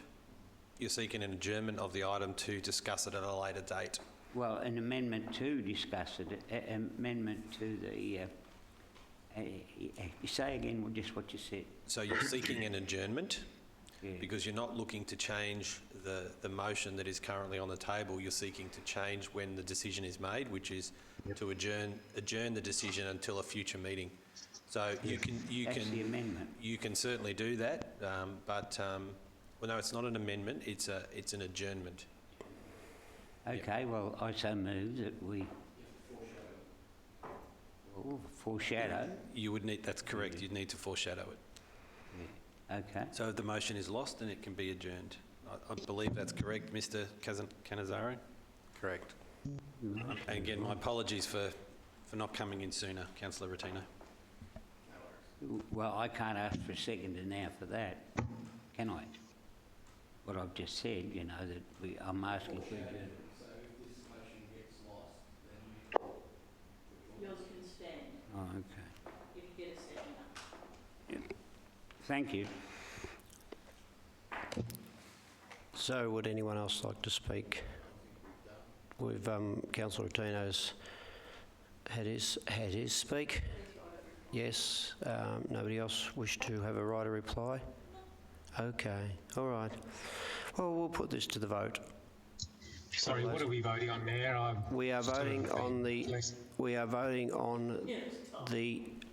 late item, urgent and other business, writing letters to appropriate. So not Councillor Buckley's amendment, adjournment? No, his sits in reserve if this motion is defeated. Right, thank you. Wasn't clear. Okay. So, councillors, all those in favour? We have 7 in favour. All those against? We have Councillor Ellis and Councillor Buckley against. So it is carried. Thank you, councillors. Yes.